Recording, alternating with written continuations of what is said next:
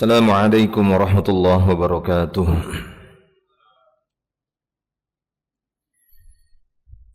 Innal hamdalillah nahmaduhu wa nasta'inuhu wa nastaghfiruh wa natubu ilaihi wa na'udzu billahi min shururi anfusina wa sayyiati a'malina. Man yahdihillahu fala mudilla lahu wa man yudlil fala hadiya lahu. Asyhadu an la ilaha illallah wahdahu la syarika lahu wa ashhadu anna Muhammadan abduhu wa rasuluh. Allahumma salli wa sallim ala Rasulillah Muhammadin sallallahu alaihi wasallam wa ala alihi wa ashabihi wa man tabi'ahum bi ihsanin ila yaumiddin. Wa qala Allah ta'ala, ya ayyuhalladzina amanu taqullaha haqqa tuqatih wa la tamutunna illa wa antum muslimun. Amma ba'd. Ma'asyiral muslimin wal muslimat wal aba wal ummahat wal ikhwan wal akhwat rahimani Allah wa iyyakum ajma'in. Alhamdulillah, kita bersyukur kepada Allah Subhanahu wa taala atas segala nikmat-Nya. Pada pagi hari ini kita berjumpa kembali, berkumpul kembali di majelis ilmu yang mulia ini. Akan kita lanjutkan pembahasan panduan keluarga sakinah yang disusun ataupun ditulis oleh Al-Ustadz Yazid bin Abdul Qadir Jawaz rahimahullah.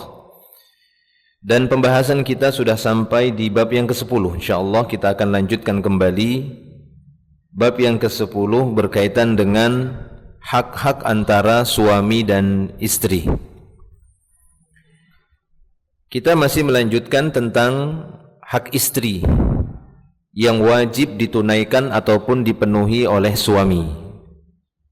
Kita lanjutkan di bab yang ke-10 tentang hak-hak istri yang wajib dipenuhi oleh suami. Poin yang pertama ataupun poin A sudah kita jelaskan. Di antara hak istri yang wajib dipenuhi oleh suami adalah memberi makan. Kata beliau di sini, A, memberi makan bila engkau makan, yakni memberikan kebutuhan pokok yang sering juga disebut dengan pangan, ya, disebut dengan pangan. Ada sandang, pangan, papan. Ya, ini berkaitan dengan pangan. Istilah di Indonesia. Di dalam istilah syar'i ataupun beserta dalil-dalilnya sudah kita bacakan, kewajiban para suami untuk memberikan istri mereka makanan yang mereka konsumsi juga dan tidak membeda-bedakannya. Kemudian juga ketika memberikan makanan kepada istri hendaknya dari hasil yang halal, dan makanan yang diberikan juga adalah makanan yang thayyib, makanan yang menyehatkan dan makanan yang bisa memberikan kekuatan pada badan. Baik, kita masuk kepada poin B. Di antara hak istri yang lainnya dan wajib dipenuhi oleh suami, kata beliau di sini, kata penulis, itu di halaman 171, bisa dilihat di halaman 171 yang memiliki bukunya. Yang B, engkau memberinya pakaian apabila engkau berpakaian. Ya, intinya memberikan pakaian. Kewajiban para suami memberikan pakaian yang layak dan sesuai syariat Islam kepada istrinya. Ya, pakaian yang layak, yang sederhana, tidak harus mahal, bahkan jangan sampai berlebihan. Tidak pula menelantarkan mereka dengan memberikan bahan pakaian yang mudah sobek. Yani biqadri istita'ah, dengan kadar kemampuan. Allah Subhanahu wa taala akan memberikan kemampuan itu kepada setiap laki-laki ataupun setiap suami untuk membelikan atau untuk mendapatkan harta yang bisa dia dapatkan dengan cara yang halal untuk membelikan pakaian untuk istrinya. Ya, jadi standarnya itu adalah tetap dengan pakaian yang sesuai dengan syariat Islam yang nanti akan dibahas oleh beliau di sini insyaallah. Tapi ini poin yang B. Engkau memberinya pakaian apabila engkau berpakaian. Kita bacakan. Kata penulis rahimahullah, engkau memberinya pakaian apabila engkau berpakaian. Seorang suami Seorang suami diharuskan memberikan istrinya pakaian sebagaimana dia berpakaian. Ini dengan pakaian atau dengan bahan pakaian yang sama gitu ya, walaupun mungkin yang dimaksud di sini bukan jenisnya harus wool, jenis kain wool sama, bukan itu ya. Tapi kesamaan yang di sini dengan urfnya. Baik itu mungkin dari sisi kualitas ataupun bisa ditinjau dari sisi harga. Jangan sampai ya sang suami membelikan pakaian untuk dirinya sendiri dengan jenis pakaian ataupun bahan pakaian dengan harga yang sangat tinggi dan mahal, akan tetapi untuk istrinya dengan bahan pakaian yang mudah sobek, yang mudah jabuk ya, atau yang murahan, dengan kadar murahan itu yang tidak awet, tidak tahan lama. Nah, maka hendaknya dia memberikan dengan kadar yang sama dan sesuai dengan kemampuan. Nah, seorang suami diharuskan memberikan istrinya pakaian sebagaimana ia berpakaian. Apabila ia menutup aurat, maka istrinya pun harus menutup aurat. Dan ini wajib bagi mereka. Ya, ini wajib bagi mereka.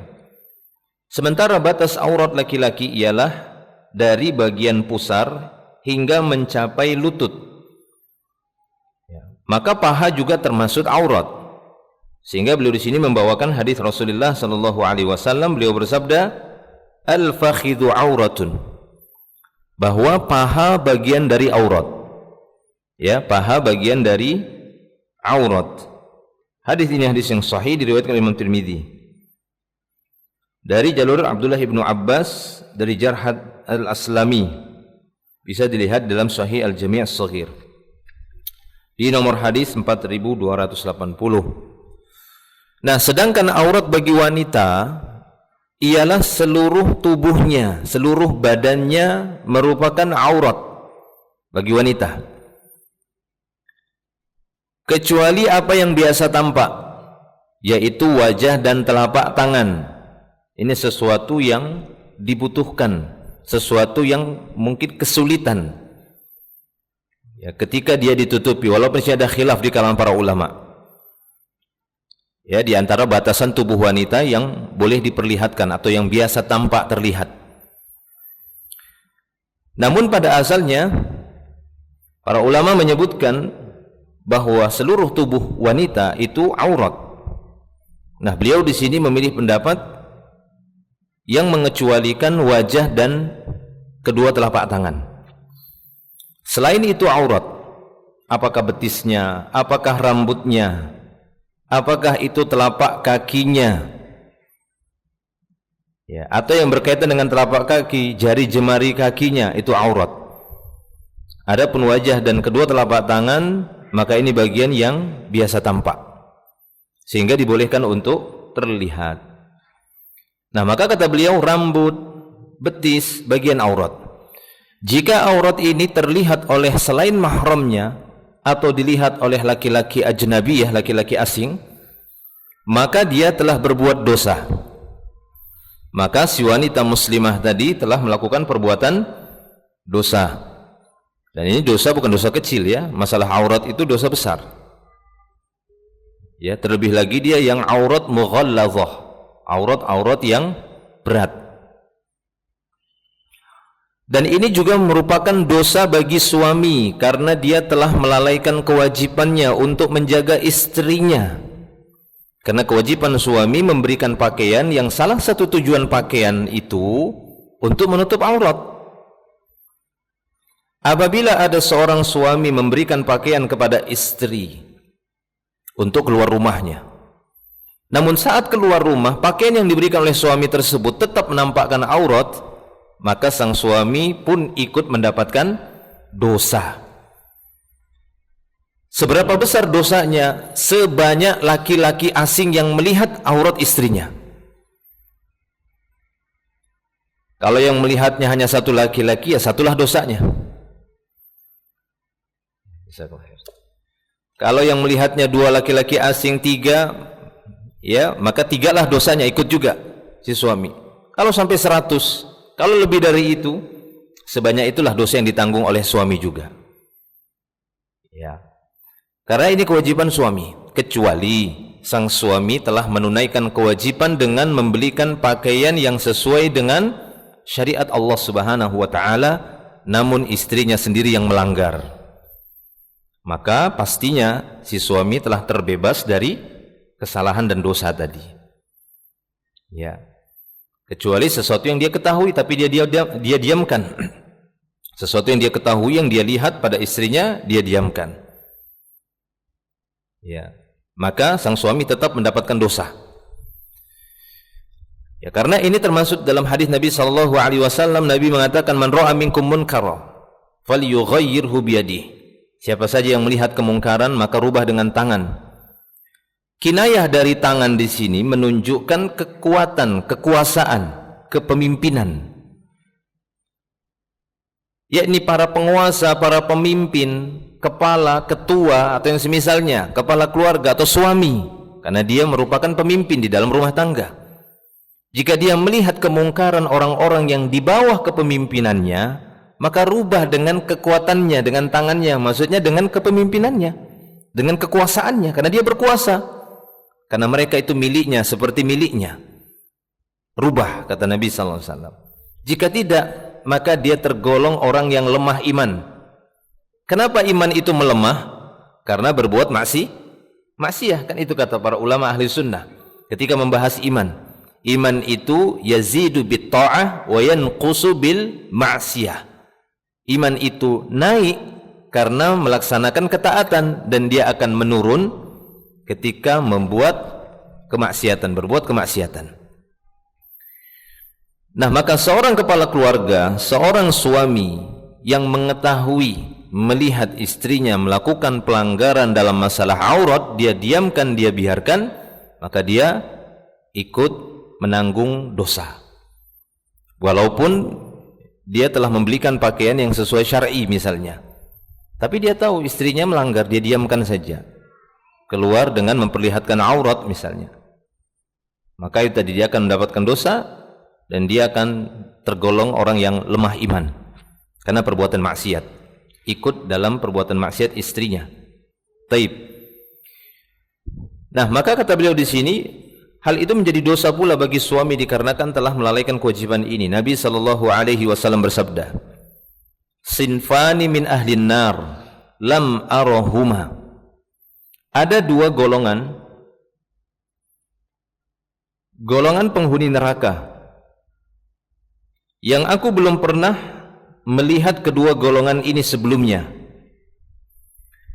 Siapakah dua golongan tersebut? Yang pertama, kata beliau sallallahu alaihi wasallam, qaumun ma'ahum siyatun, yakni satu kaum yang di tangan mereka atau bersama mereka itu ada cambuk, ada cemeti, ada cambuk. Ini juga merupakan kinayah yang menunjukkan para penguasa ataupun pemimpin, raja atau yang semisalnya, yang bersikap lalim, kejam. Jadi ditampakkan mereka memegang cemeti, memegang cambuk, suka nyiksa, suka mukul. Demikian juga orang tua, hati-hati, ini bisa termasuk ini orang tua yang suka pukul, yang suka memukul anaknya. Kenapa? Karena anak itu dititipkan kepada mereka bukan untuk target pukulan, bukan untuk target pukulan. Kalau target pukulan itu kan samsak, kan? Allah Subhanahu wa taala menciptakan mereka, menitipkan mereka pada pasangan suami istri, tujuannya kan bukan untuk target pukulan. Dan Nabi kita sallallahu alaihi wasallam diutus oleh Allah Subhanahu wa taala sudah menjelaskan bagaimana syariat memukul pada pelanggaran anak. Batasan umurnya juga sudah, para ulama juga sudah melanjutkan bagaimana bentuk-bentuk pukulannya, dan sudah pernah kita bahas secara berulang. Walaupun kata qaumun ma'ahum siyatun ini tidak dibatasi pada satu kelompok. Intinya ini menunjukkan mereka itu para penguasa, pemimpin, raja atau yang semisalnya, yang bersikap zalim, kasar, ya, dan kejam, menyiksa. Jadi mereka itu suka menyiksa. Ya, tidaklah ada satu perkara melainkan mereka akan menimpakan siksaan padahal tidak layak diberikan siksaan seperti itu. Ya. Jadi langsung diberikan cambukan karena ini dia memegang cambuk, apakah itu bentuk yang lainnya, ya hukuman. Sehingga di dalam Islam pun kita dapati bentuk-bentuk hukuman atas pelanggaran syariat, pelanggaran hukum Allah itu berbeda-beda, enggak sama semuanya. Antara peminum khamar misalnya, ya hukum had, hukum hudud. Ya, ada yang dicambuk sebanyak 40 kali, ada yang 80, ada yang 100, ada yang dilempar dengan batu. Nah, itu ya. Ada yang dia ta'zir, yang diserahkan kepada hakim karena tidak disebutkan secara tegas bentuk ataupun jenis hukumannya, tapi dia layak dihukum. Itu ta'zir misalnya, apakah dia dipenjara, didenda. Nah, itu hak qadhi ataupun hakim. Namun di sini sebuah konotasi, ya, sebuah kinayah, kiasan dari Nabi sallallahu alaihi wasallam menunjukkan orang-orang tersebut yang dilihat oleh beliau dari penduduk neraka memegang cemeti ataupun cambuk, kata para ulama menunjukkan kekejaman mereka. Mudah sekali menjatuhkan hukuman, sanksi ataupun penyiksaan, azab. Ya, apabila orang di bawahnya melakukan sesuatu langsung disiksa, dikenakan hukuman yang hukuman fisik, gitu ya, hukuman fisik. Makanya ini bisa juga mengena para orang tua ataupun guru-guru ataupun ketua-ketua itu semisalnya, ya, atau kepala, atau apakah itu dia pemimpin lah. Taib. Nah, kemudian ya qaumun ma'ahum siyatun ka'adznabil baqar yadribuna bihan nas. Ditampakkan kepada beliau satu kaum, satu kelompok manusia yang memegang cemeti bentuknya seperti ekor sapi, lalu dia mencambuk-cambuk manusia. Nah, itu penjelasan para ulama. Kaum yang kedua kata Nabi SAW, wa nisa'un kasiyatun 'ariyatun mumilatun ma'ilat. Adapun kelompok manusia yang kedua yang dilihat oleh Nabi SAW adalah sekumpulan para wanita. Nabi melihat mereka itu telanjang. Ya, Nabi SAW melihat mereka itu berpakaian. Kasiyat itu mereka berpakaian. 'Ariyat, 'ariyat dari kata aurah. Ya, mereka berpakaian tapi masih terlihat auratnya, masih kategori telanjang walaupun mereka berpakaian. Nah, ini tadi yang kita maksud, ya, sudah kita sebutkan sebelumnya. Memberikan pakaian kepada istri atau para wanita yang menggunakan pakaian tertutup sebagian anggota tubuhnya tapi masih terlihat aurat yang lainnya. Karena kata para ulama seluruh tubuh wanita itu aurat. Ya, seluruh tubuh wanita itu aurat kecuali wajah dan kedua telapak tangan. Itu yang boleh tampak dan terlihat. Selain itu aurat. Mereka tergolong orang-orang atau para wanita yang dikatakan telanjang jika menampakkan selain wajah dan kedua telapak tangan. Anggaplah ini yang rajih dari pendapat ulama. Dan tidak kita dapati ada ulama yang lebih dari ini. Maksudnya yang kurang dari ini. Boleh menampakkan rambut, begitu ya. Boleh menampakkan kaki, boleh menampakkan betis, itu tidak ada. Ya. Dua pendapat para ulama yang sangat masyhur sekali, yaitu tadi. Sebagian mereka mengatakan yang boleh tampak, di antaranya itu Syekh Al-Albani. Walaupun beliau dibantah juga oleh ulama yang lain yang menganggap bahwasanya wajah dan kedua telapak tangan ataupun wajah tetap tidak boleh tampak, wajah tidak boleh tampak, ya. Dan yang boleh tampak dari wajah wanita itu hanyalah kedua matanya. Bahkan ada lagi yang mengatakan sekiranya wanita saat berjalan di luar itu tidak membutuhkan mata, maka mata pun wajib untuk ditutup. Atau ulang lain. Kenapa? Karena saking besarnya fitnah yang ditimbulkan oleh tubuh wanita, terlebih lagi wajah, terlebih lagi matanya, ya, alisnya, ya, dan semuanya. Suaranya saja disebutkan di dalam Al-Quran Allah Subhanahu Wa Taala untuk para wanita hendaknya mereka tidak meliuk-liukkan suaranya. tidak melembut-lembutkan sehingga akan menimbulkan penyakit di dalam hati kaum laki-laki.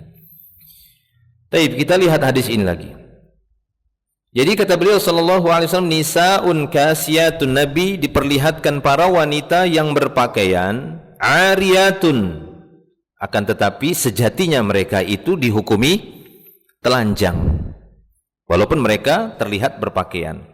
Apalagi para wanita-wanita yang kita dapati ya saat ini, dan mereka itu berstatus muslimat kalau ditanya Islam. Namun sangat disayangkan mereka keluar dari rumah namun berpakaian ya dengan pakaian yang sebenarnya masih masuk kategori ariyat, yaitu telanjang. Di antara mereka masih memperlihatkan betisnya, bahkan ada yang sampai di atas lututnya, sampai memperlihatkan pahanya. Ya, kalaupun tertutup bagian tubuhnya tapi menggunakan kain yang tipis, yang transparan. Ya. Kalaupun mereka menggunakan kain yang tebal memang, akan tetapi membentuk lekukan-lekukan tubuhnya. Nah, ini enggak mencukupi yang seperti itu. Nah, nanti akan dijelaskan oleh beliau di situ di antara syarat-syarat yang harus dipenuhi bagi para wanita ketika menggunakan pakaian. Nah, kita lanjutkan hadis ini. Nah, kata beliau sallallahu alaihi wasallam, nisaun kasiyatun ariyatun mumilatun mailatun. Ini asal muasalnya dari kata kerja yang sama ya, mala yamil, yang menunjukkan kecondongan atau kemiringan. Ya, mala yamilu mailan bermakna condong, miring. Ya. Atau yang semisal itu maknanya, itu aslinya. Tapi di sini menggunakan mumilatun dan mailatun. Mumilat dari amala yumilu. Nah, makanya Al-Imam An-Nawawi membedakan antara kedua kalimat ini. Kata beliau, mumilatun yakni para wanita yang menampakkan perbuatannya yang tercela. Ya, kata Imam An-Nawawi, mumilatun yakni para wanita yu'limna ghairahunna fi'lahunnal mazmum. Para wanita yang memperlihatkan perbuatan-perbuatannya yang enggak pantas dilihat oleh laki-laki. Ini namanya wanita mumilat. Ya. Ada juga yang mengatakan, kata Imam Nawawi, bahwasanya mumilatun ini adalah para wanita yang menggoyangkan aktafnya, pundaknya itu kalau jalan dia, gitu ya. Kalau jalan ininya terlalu digoyangkan. Jadi lekuk tubuhnya kelihatan. Goyangan tubuhnya kalau jalan itu terlalu diperlihatkan sehingga membuat fitnah. Ya, berlenggak-lenggok. Nah, itu ya, mumilat itu lebih kepada berjalannya dia di luar. Ya, ketika dia keluar walaupun dengan berpakaian yang tertutup misalnya, tapi tetap memperlihatkan apa namanya ya, lenggokan badannya, lenggok ya namanya, sehingga jelas terlihat sekali bedanya dengan orang yang jalan biasa. Kan beda antara orang yang jalan biasa kemudian memang sengaja dibuat-buat supaya berlenggak-lenggok. Jadi aktafnya ini, pundaknya ini memang betul-betul dia goyangkan seperti hampir mirip orang yang berjoget jalannya. Itu mumilat namanya. Nah, adapun mailatun, kata Imam An-Nawawi, yakni mailatun maknanya adalah mailatun an taatillah. Sehingga dia menjadi para wanita yang berpaling dari ketaatan kepada Allah. Nah, itu maknanya. Mailatun yakni para wanita yang berpaling dari ketaatan kepada Allah Subhanahu wa taala.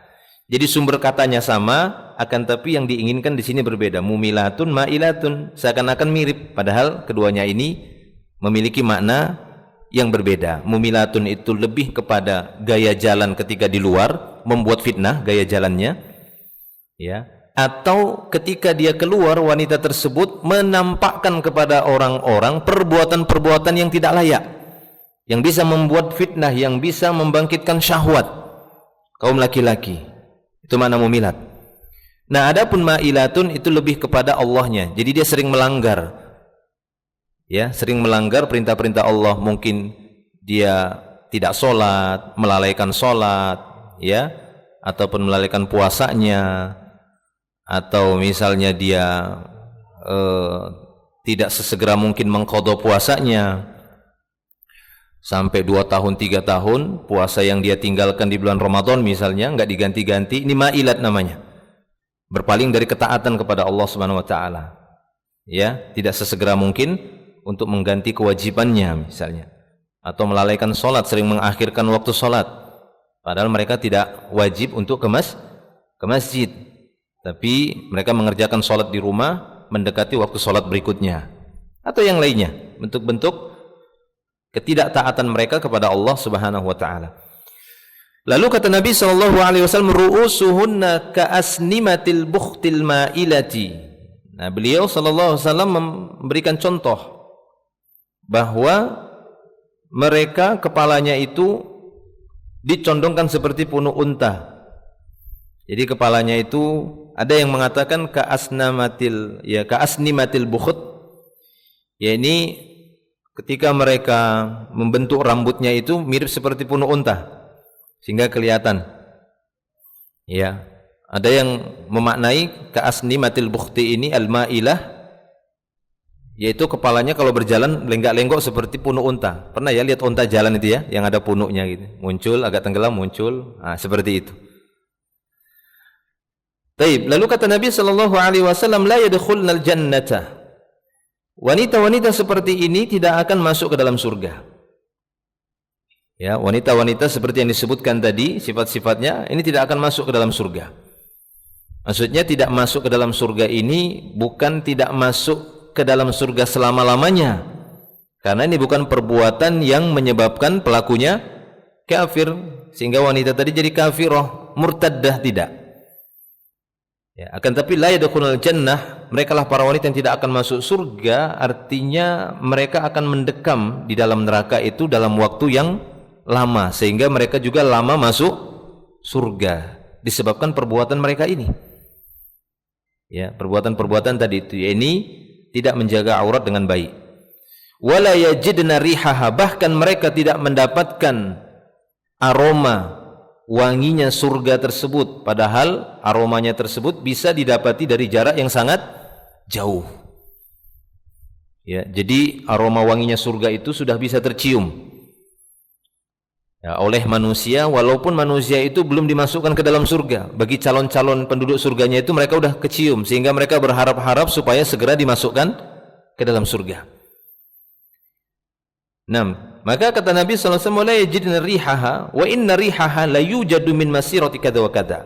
Mereka tidak akan mencium wanginya aroma surga tadi, padahal aroma surga itu bisa tercium dari jarak perjalanan segini-segini, ya, menunjukkan sangat jauh.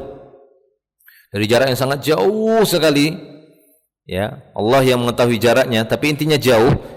Yang sekiranya menurut akal kita itu tidak akan ada parfum yang sejenis itu yang bisa tercium dengan jarak sejauh itu. Ya, parfum yang paling mahal di dunia ini yang dibuat oleh manusia, yang ditemukan oleh manusia, ya, tidak mungkin kita dapati misalnya ada parfum di mana lah gitu ya, di Saudi. Wah, ini paling mahal. 1 mili aja 70 juta misalnya. Ya kan, misalnya gitu. 1 mili aja 70 juta. Aromanya, harumnya, kalau udah disebarkan ke udara itu, radius berapa? Bisa radius 1 kilo kan begitu ya. Tapi ini bisa tercium dari jarak yang sangat jauh untuk menunjukkan betapa harumnya surga itu, tapi tidak bisa dicium oleh mereka karena perbuatan maksiat mereka. Di antaranya ini ya, para wanita ataupun orang-orang yang suka menyiksa ataupun para penguasa, pemimpin yang suka menyiksa. Baik, selanjutnya kata beliau, makna berpakaian tetapi telanjang itu ada 3. Pertama, kata beliau, pakaian tersebut pendek sehingga tidak menutup auratnya secara sempurna, sedangkan seluruh tubuh wanita adalah aurat kecuali muka dan telapak tangan. Jadi menggunakan pakaian pendek, maka ini juga termasuk dikatakan berpakaian tapi telanjang, termasuk dalam ancaman hadis tersebut. Yang kedua, pakaian itu ketat sehingga membentuk lekukan tubuhnya, seperti yang kita sebutkan tadi. Bahannya tebal tapi ketat, ya sama saja, sehingga membuat lekukan tubuhnya itu terbentuk, ya, kelihatan bentuknya tadi.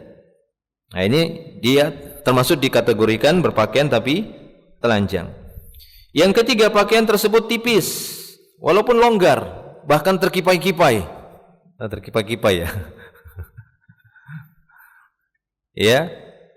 Maksudnya berkibar-kibar pakaiannya, saking lebarnya gitu. Tapi tembus pandang, terlihat sampai ke dalam. Maka ini juga dikategorikan berpakaian tapi telanjang. Ya, pakaian tersebut tipis sehingga bisa memperlihatkan apa yang ada di balik pakaiannya.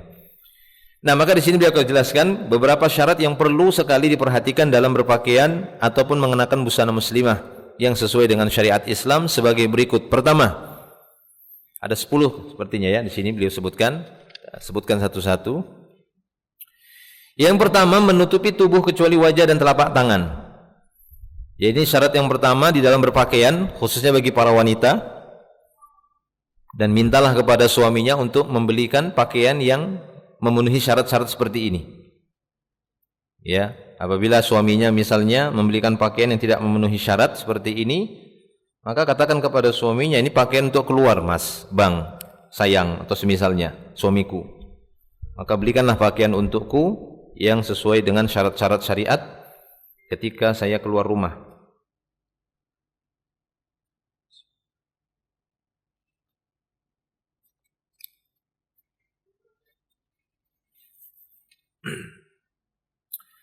Taib, yang pertama menutupi tubuh.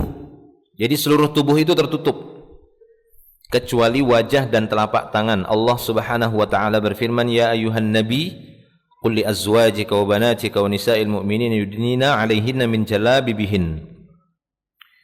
Wahai nabi, kata Allah taala. Jadi nabi yang dipanggil juga oleh Allah, yang diseru, yang diperintah oleh Allah.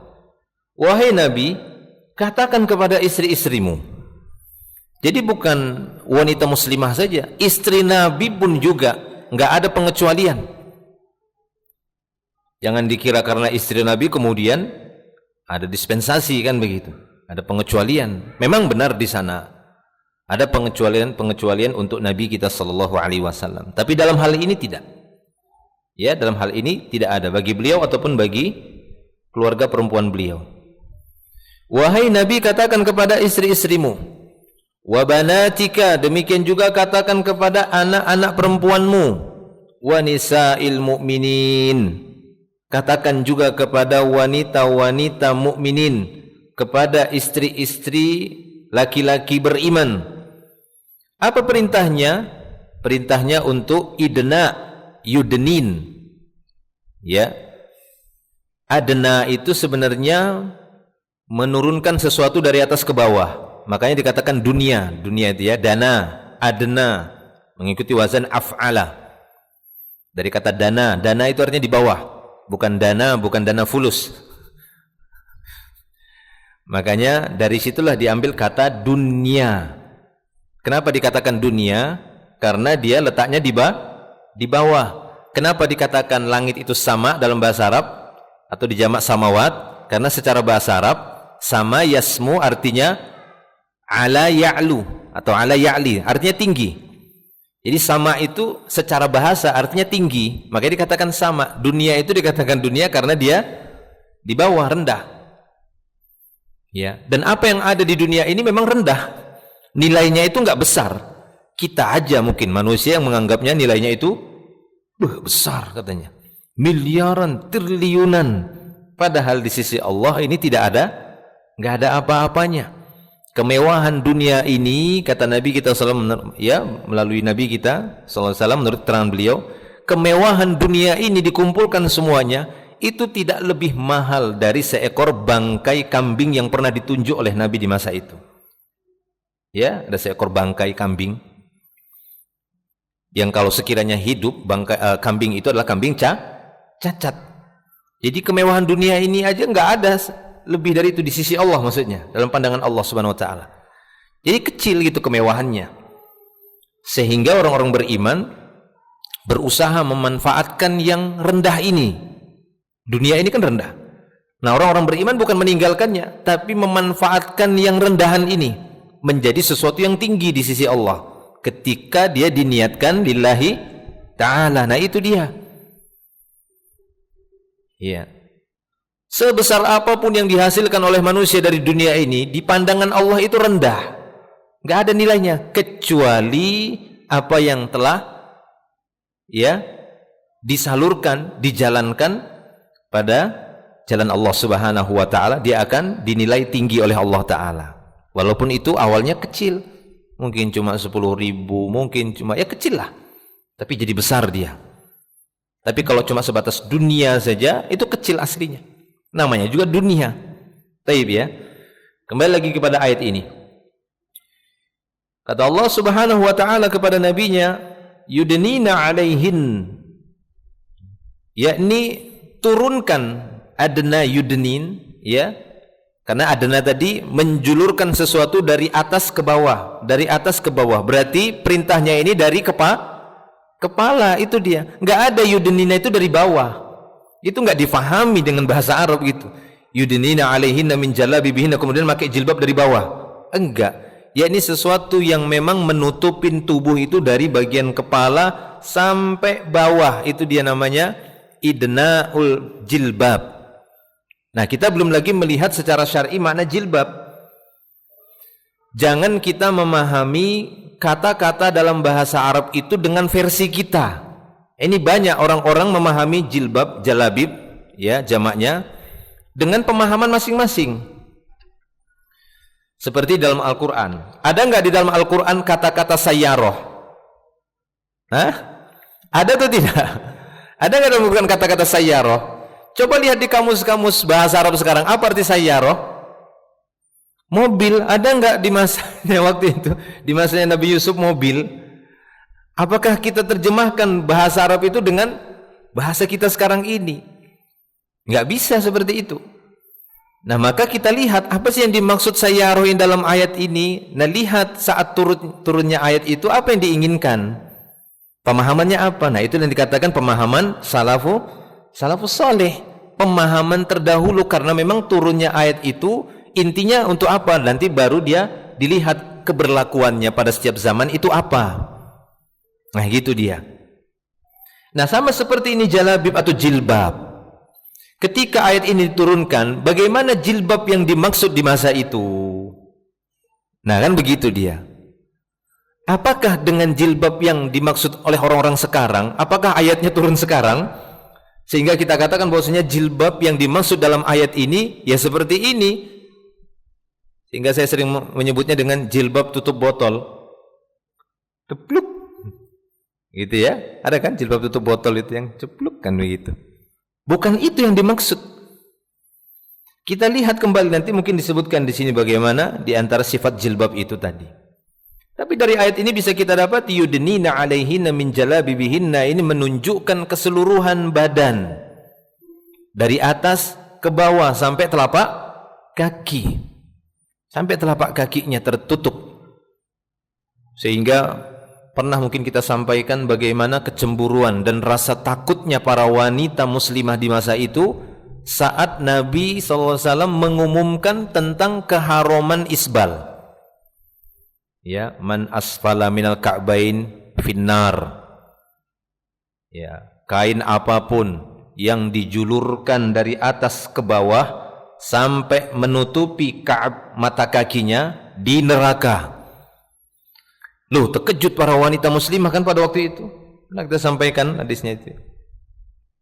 Terkejut mereka sehingga mereka datang kepada Nabi. Saking takutnya mereka terkena ancaman dari Allah Subhanahu wa taala. Termasuk orang yang diancam neraka gara-gara pakaiannya menutup mata kaki. Bagaimana kami ya Rasulullah? Sampai mereka seperti itu. Bagaimana dengan kami wahai Rasulullah? Ya, karena Nabi SAW mengatakan bahwasanya pakaian itu tidak boleh menutup mata kaki, hendaknya di atas mata kaki, yang lebih afdol satu jengkal di atas mata kaki ataupun setengah betis. Itu paling afdol, setengah betis. Datang mereka, ya Rasulullah, bagaimana kami ya Rasulullah? Ya. Adapun Nabi SAW mengatakan, adapun kalian turunkan satu shibr. Ya, turunkan dari satu shibr, satu jengkal itu. Lalu mereka mengukur, ya Rasulullah, kalau diturunkan satu jengkal masih kelihatan kodamnya kami, maksudnya masih kelihatan telapak kaki kami masih kelihatan ya Rasulullah kalau diturunkan cuma satu jengkal. Maka kata Nabi, turunkan lagi satu jengkal dan tidak boleh lebih dari itu. Jadi nyeret dia sedikit. Ya, itulah dia. Nah, ini menunjukkan juga penguat bahwasanya telapak kaki sekalipun tidak boleh terlihat bagi wanita. Ternyata isbal itu khusus bagi laki-laki, tapi pada waktu itu kaum wanita merasa. Karena memang pada asalnya syariat ini diturunkan tidak hanya khusus A atau B, tidak khusus laki-laki ataupun perempuan, tapi berlaku untuk semua, kecuali memang ada dalil nanti berikutnya yang menunjukkan mereka tidak termasuk. Nah, seperti itu ya. Baik. Nah, tadi itu menunjukkan, dalil tadi itu menunjukkan bahwasanya para wanita itu tidak dibolehkan menampakkan telapak kakinya. Sehingga para wanita tadi datang, bagaimana kami ya Rasulullah? Kata Rasulullah, adapun kalian, karena kan seakan-akan kan ta'arud, terjadi kontras. Satu sisi kita diancam memperlihatkan aurat, harus menutup seluruh badan, semuanya ditutup. Tapi satu sisi kita diancam neraka kalau menutup mata kaki. Lo bingung kan? Kayak apa ini? Bingung mereka, para wanita, sehingga mereka datang. Ternyata beda. Adapun kalian turunkan satu jengkal. Diukur sama mereka. Ya Rasulullah, kalau turun satu shibr, satu jengkal, masih kelihatan tepi mata ini, telapak kaki. Kata Nabi, turunkan lagi, sehingga menyeret. Ya. Bahkan nanti ada hadis-hadis yang berkaitan dengan ini, bagaimana cara toharohnya atau membersihkan ekor pakaian wanita yang terkena najis. Itu ada bahasannya. Berarti ini menunjukkan dahulu pakaian para wanita di masa itu berekor. Oh ya, berekor ya, bukan ekor di sini loh. Bukan ekor. Maksudnya berekor itu terseret gitu ya, terseret, kakinya itu terseret. Seperti pakaian inilah, kalau bisa dibilang itu seperti pakaian pengantin ya. Cuma kalau yang saya lihat itu pakaian pengantin saat ini kan memang ada tasyabuhnya dengan ini ya, pengantin, cara pengantin orang-orang ini ya, Nasarata itu panjang betul kan, begitu kan ekornya, panjang betul ya, artinya tidak sampai sepanjang itu, satu shibr lah gitu ya. Itu ada bahasannya, pembahasan cara membersihkan ekor pakaian, zailnya, ujung pakaiannya wanita kalau terkena najis. Itu pernah ditanyakan juga sama Nabi SAW, ya Rasulullah, ini gimana kami cara mencuci atau membersihkan ujung pakaian kami yang terseret ini, karena mereka biasa nyeret pakaian itu tadi ya, dikarenakan telapak kaki tidak boleh diperlihatkan. Baik ya.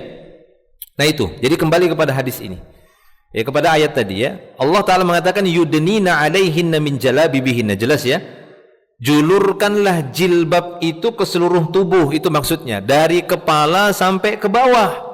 Makanya ada yang memahami ayat ini, para ulama, ya ini semuanya, yang boleh terlihat itu cuma mata saja.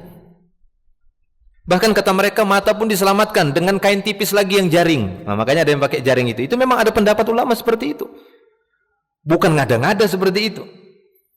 Kenapa? Karena mereka ingin menjaga fitnah yang timbul dari tubuh wanita tadi, terutama wajah. Ada khilaf kalangan para ulama. Justru para ulama yang mengatakan justru wajahlah di antara fitnah terbesar yang muncul dari wanita, wajah.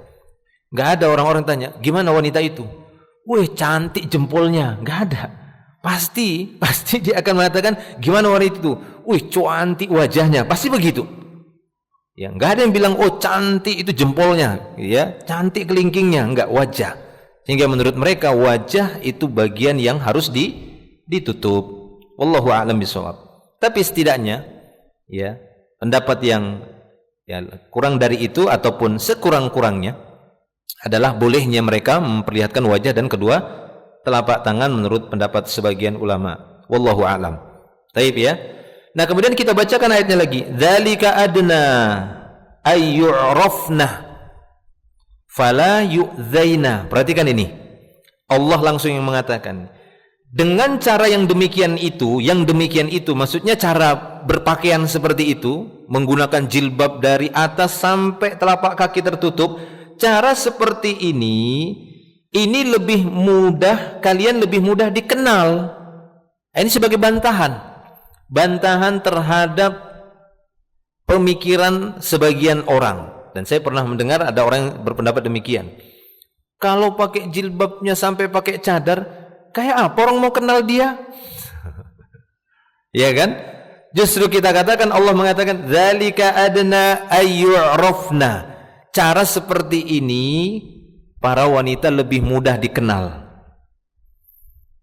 Ya, makanya buktikan dulu, benarkah wanita yang menggunakan ya hijab, bercadar itu susah dikenali? Ternyata tetap bisa dikenali, dan sudah dari masa Nabi.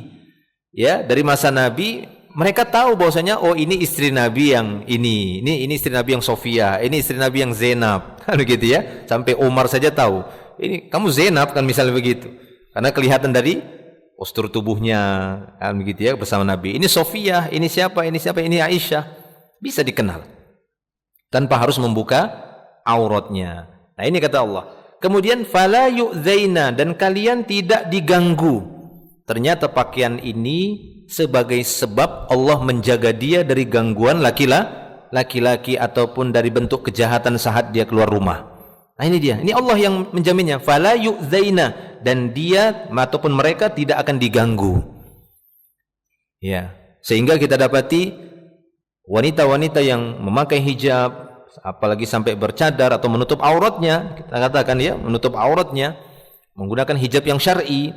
Apakah dia hanya menampakkan wajah dan kedua telapak tangan, ataukah sampai menggunakan cadarnya, kita dapati mereka itu walaupun mungkin pernah ada kasus-kasus diganggu, tapi mereka lebih terjaga, ya, atau bahasa kita itu lebih disegani oleh laki-laki asing, ya, walaupun mereka lirik-lirik gitu kan, gitu, lirik-lirik, ya. Namun Allah Subhanahu Wa Taala menjadikan hati mereka itu segan. Allah mampu menjadikan hati manusia untuk ya segan, hormat, ya, menghormati yang lainnya. Itu Allah mampu menjadikan hati manusia seperti itu.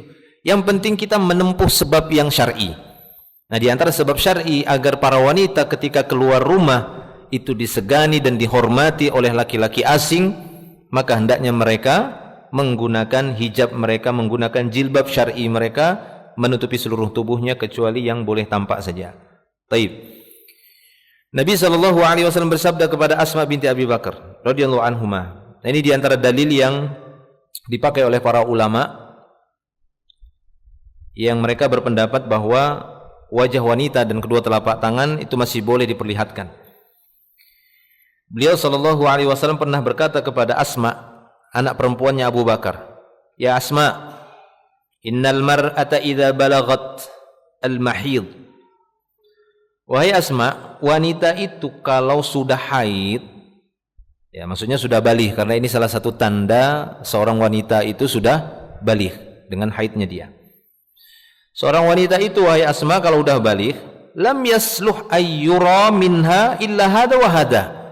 Enggak layak, enggak pantas, enggak boleh, kata Nabi, terlihat dari bagian tubuhnya kecuali ini dan ini.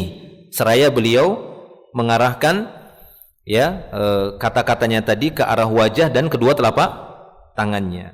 Beliau memberikan isyarat ke wajah dan kedua telapak tangan. Jadi wanita itu kalau sudah baligh, sudah haid, mencapai balighnya, maka tidak boleh terlihat dari tubuhnya kecuali ini dan ini, kata beliau, yaitu menunjukkan wajah dan kedua telapak tangan. Walaupun sebagian ulama yang lain mengatakan hadis ini hadis yang dhaif, tapi sebagian mengatakan ini hadis sahih dan mereka mengamalkannya. Wallahu a'lam bishawab. Baik, kemudian yang kedua, di antara syarat berpakaian bagi wanita bukan berfungsi sebagai perhiasan. Ya, bukan berfungsi sebagai perhiasan. Karena tujuan pakaian, tujuan hijab, tujuan jilbab adalah untuk menutup perhiasan. Wadih, jelas? Paham ya? Ini harus dipahami ini oleh khususnya oleh kaum wanita muslimat. Tujuan pakaian, terutama pakaian untuk keluar, maksudnya pakaian untuk keluar rumah, ya, tujuan jilbab, hijab adalah untuk menutupi perhiasan wanita. Pada wanita itu ada dua perhiasan, yaitu apa yang ada pada tubuhnya, itu perhiasan. Yang kedua, dari luar tubuhnya yang ditempelkan, itulah dia perhiasan berupa emas yang ada di kalung, gelang tangan, gelang kaki, atau yang lainnya, anting, kord, ya, yang ada di telinga, atau anting yang di hidung, atau yang di mata, boleh di mata, ya, di hidung juga.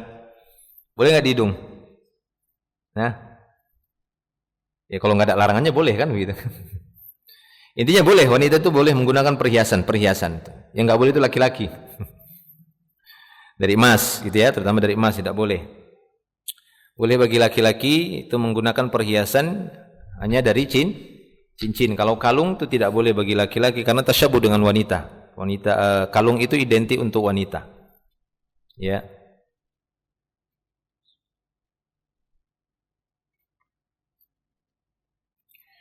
Nah, jadi pakaian yang digunakan oleh wanita ketika keluar rumah tujuannya bukan untuk perhiasan.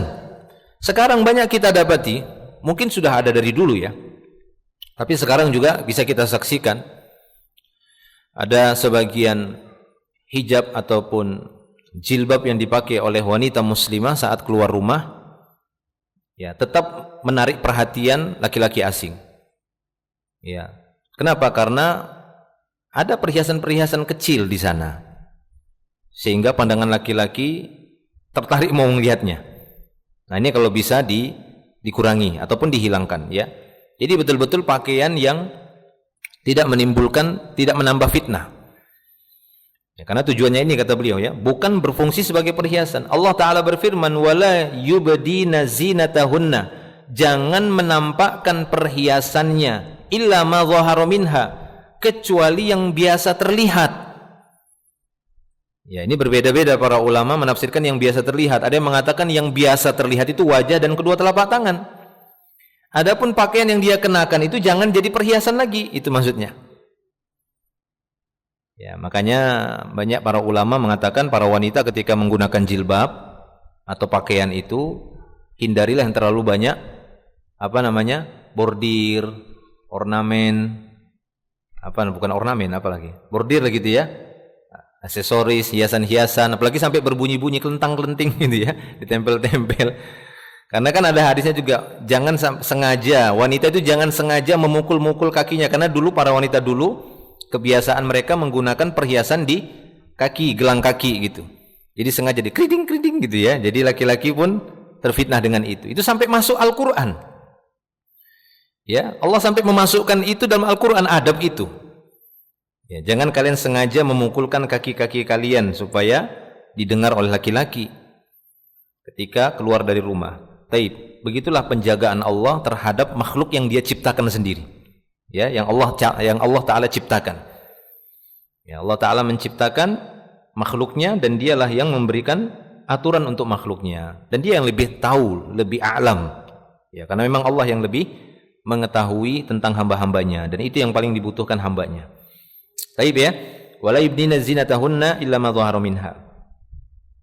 Nah, ada juga sebagian mengatakan illa ma dhahara minha, kecuali apa yang biasa terlihat. Kata mereka yang boleh terlihat adalah mata saja. Nah, itu dia ya, yang boleh terlihat mata saja. Ada yang mengatakan yang boleh terlihat wajah dan kedua telapak tangan. Dia tidak ada di antara mereka yang mengatakan boleh dihias-hiasi jilbabnya, enggak ada. Karena itu biasa terlihat, itu tidak ada. Sehingga itu tidak termasuk nanti syarat yang diinginkan gitu ya. Artinya itu bisa membatalkan atau mengurangi syarat tadi. Syarat berpakaiannya wanita. Taib, wallahu a'lam. Juga berdasarkan sabda Nabi sallallahu alaihi wasallam. Nabi sallallahu alaihi wasallam bersabda, "Salasatun la tas'al anhum." Ada 3 golongan manusia yang tidak perlu lagi kau tanyakan tentang mereka, karena mereka termasuk orang yang binasa. Yang pertama siapa? Rajulun faraqal jamaah wa 'asa imamahu. Yang pertama adalah seorang yang memisahkan diri dari jamaah dan mendurhakai imamnya. Wa mata 'asiyan, dan dia mati dalam keadaan durhaka kepada pimpinannya, kepada imamnya. Nah, ini tidak bisa kita jelaskan sekarang ya, nanti ada penjelasan tersendiri tentang ini. Yang kedua, wa amatun wa 'abdun abaqa famata. Yang kedua yang tidak perlu kau tanyakan lagi, karena mereka akan termasuk orang yang binasa, yaitu budak wanita ataupun budak laki-laki yang melarikan diri dari tuannya, lalu dia mati dalam keadaan melarikan diri. Ya, ini jangan tanya lagi tentang mereka. Ya, bisa dipastikan Allah Ta'ala akan mengancam mereka dengan neraka, dengan siksaannya. Nah, yang ketiga kata Nabi SAW, wamra'atun ghaba anha zawjuha qad kafaha mu'natad dunya fatabarrajat ba'dahu fala tas'al anhum.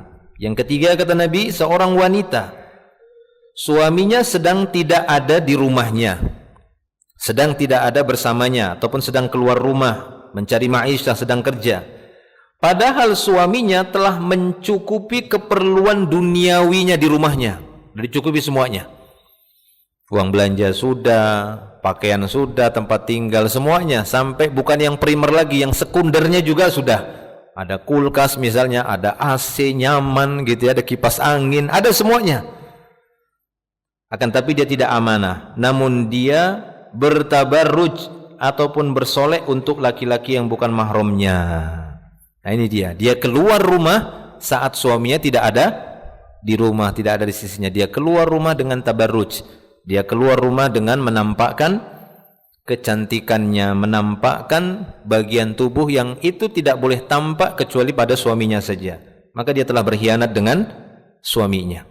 Karena itu hak suami, hanya suami yang boleh melihatnya, tapi dia memperlihatkannya kepada laki-laki yang lainnya. Maka jangan tanya lagi wanita seperti ini. Padahal suaminya sudah mencukupinya. Ya, suaminya sudah mencukupi semua kebutuhan di rumahnya, tapi dia tidak amanah. Dengan hal itu semuanya dia keluar rumah, jangan tanya lagi wanita seperti ini kata Nabi. Ya, maksudnya yaitu tadi ya, jangan tanya lagi karena mereka termasuk orang yang diancam oleh Allah Subhanahu wa taala yang akan mendapatkan siksaan. Waliyadzubillah. Taib. Itu sebenarnya syahidnya, tidak perlu kita bacakan semuanya. Kita masuk yang ketiga, syarat pakaian wanita yang lainnya yang ketiga, kainnya harus tebal dan tidak boleh tipis. Seorang wanita dilarang memakai pakaian yang ketat ataupun tipis, transparan sehingga memperlihatkan bentuk tubuhnya. Rasulullah sallallahu alaihi wasallam bersabda, "Sayakunu fi akhiri ummati nisa'un kasiyatun 'ariyatun 'ala ru'usihin ka'asnimatil bukht il'anuhunna fa innahunna mal'unatun." Nanti akan muncul di akhir-akhir umatku para wanita-wanita yang mereka berpakaian menggunakan kostum pakaian tapi hakikatnya mereka itu telanjang. Ya, dihukumi telanjang oleh Allah taala. Di atas kepala mereka terlihat seperti ada punuk unta. Maka kata beliau, laknatilah mereka. Nauzubillah. Sebab sebenarnya mereka adalah kaum wanita yang terlaknat. Nah itu ya, jadi hati-hati jangan sampai menggunakan pakaian yang tipis ataupun yang ketat. Tapi hendaknya kainnya harus tebal. Ini masih ya, kain yang harus tebal dan tidak tipis ya, kain yang harus tebal dan tidak tipis. Yang keempat, harus longgar dan tidak ketat. Yang keempat, longgar dan tidak ketat. Kalau yang ketiga tadi tebal, tidak tipis. Kalau yang keempat, longgar dan tidak ketat. Usama bin Zaid radhiyallahu anhu berkata, Nabi sallallahu alaihi wasallam memberiku baju qutbiyah yang tebal, ya. Biasanya baju qutbiyah ini tebal. Biasanya baju tersebut tipis, tapi pada waktu itu afan ya. Jadi baju qutbiyah ini adalah baju yang berbahan agak tipis. Tapi pada waktu itu ya, Nabi SAW memberikan baju qutbiyah yang agak tebal, bukan seperti yang biasanya. Ya, ini sebuah baju yang dihadiahkan oleh Dihyah Al-Kalbi kepada beliau. Lalu beliau memberikan itu kepadaku, kata Usama. Ya, baju itu pun aku pakaikan kepada istriku. Jadi dia dapat hadiah dari Nabi. Usama dapat hadiah baju dari Nabi SAW, baju qutbiyah yang biasanya tipis, tapi pemberian Nabi waktu itu bajunya agak tebal. Nah, sama Usama diberikan kepada istrinya. Nah, satu saat Nabi SAW pun bertanya kepadaku, kenapa enggak pakai baju qutbiyahnya? Kan biasa begitu ya, dikasih baju misalnya. Antum kan biasanya ada yang ngasih baju itu.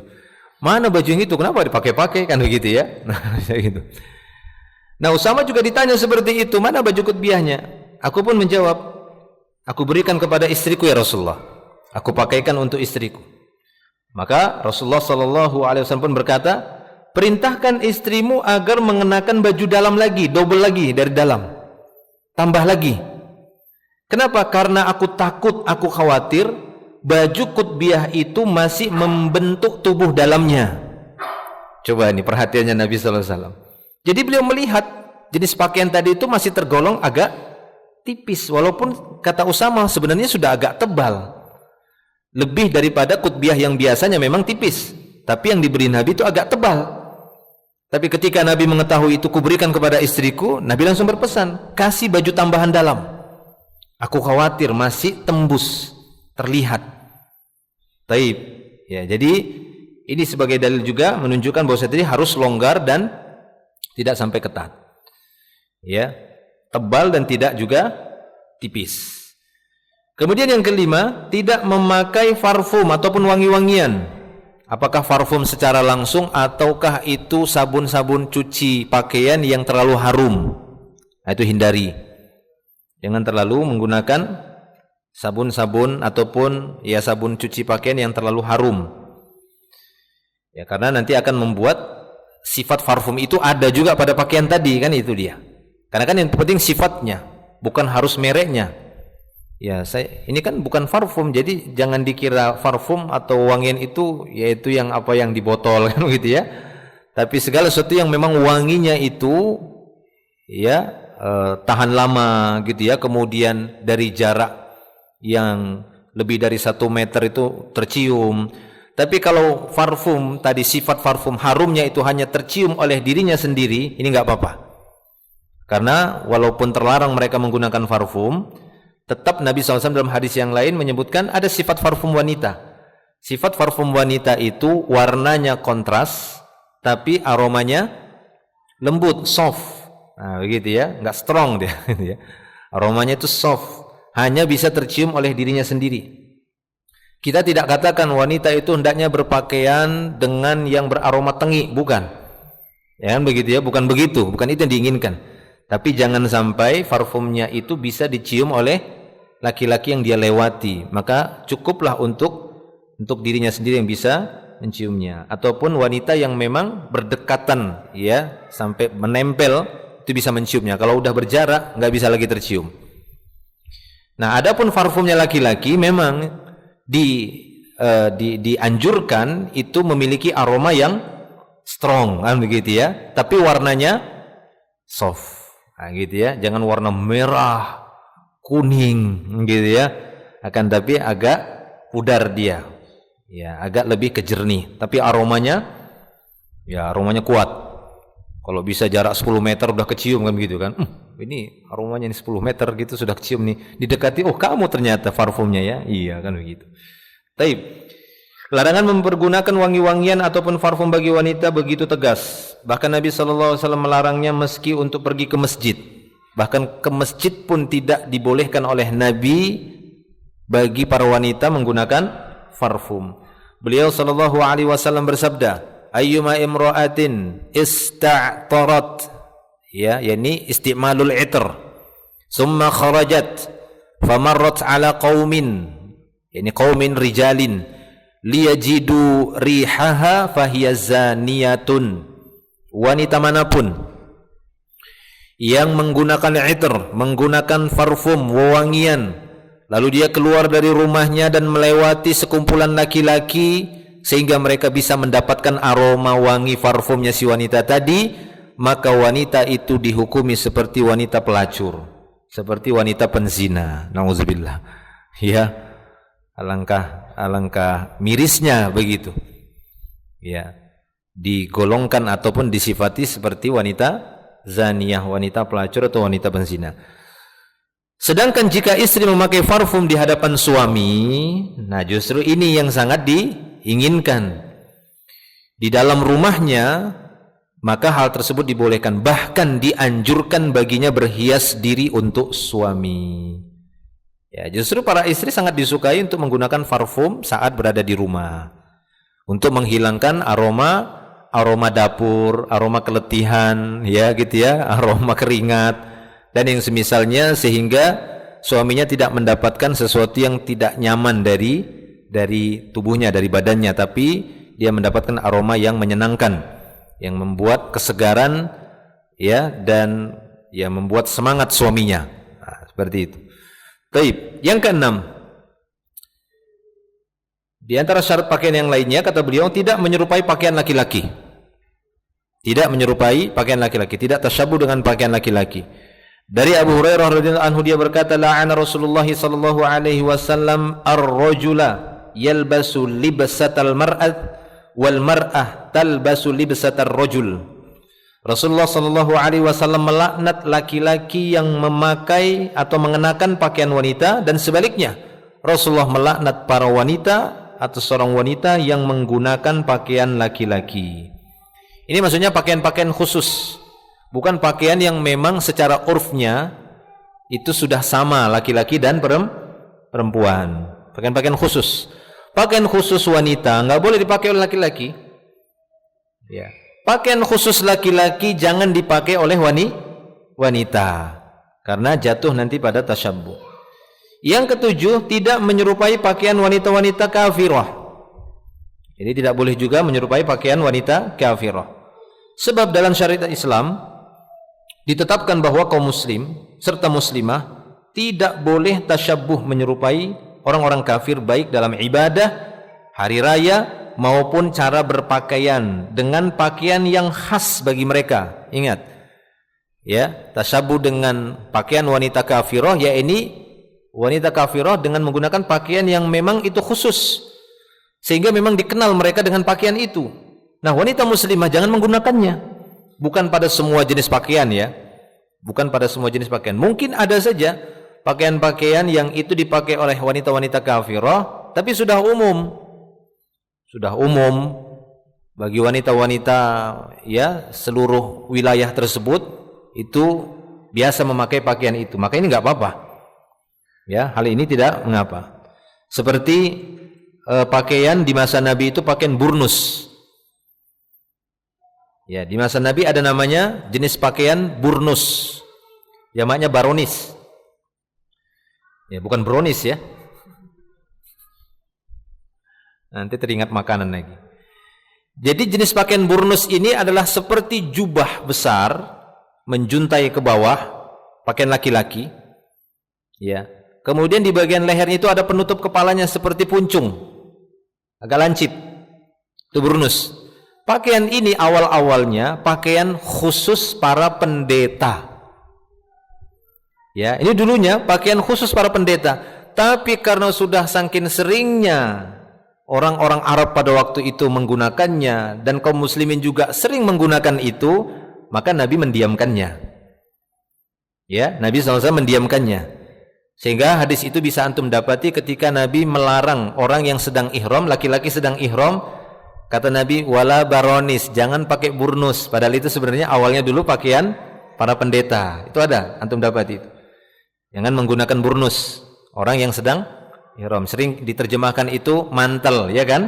Nah, sering diterjemahkan mantel. Jadi dia seperti jubah gini, yang jubah kerah panjang begitu, nah, gitu ya, tapi menjuntai ke bawah dan ini ada penutupnya. Nah, itu pakaian pendeta.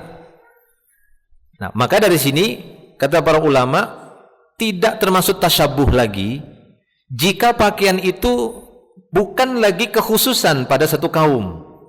Paham ya? Nah, makanya di sini kata beliau di sini, jika itu memang pakaian khas bagi mereka, itu jangan. Tapi kalau udah biasa, nggak apa-apa.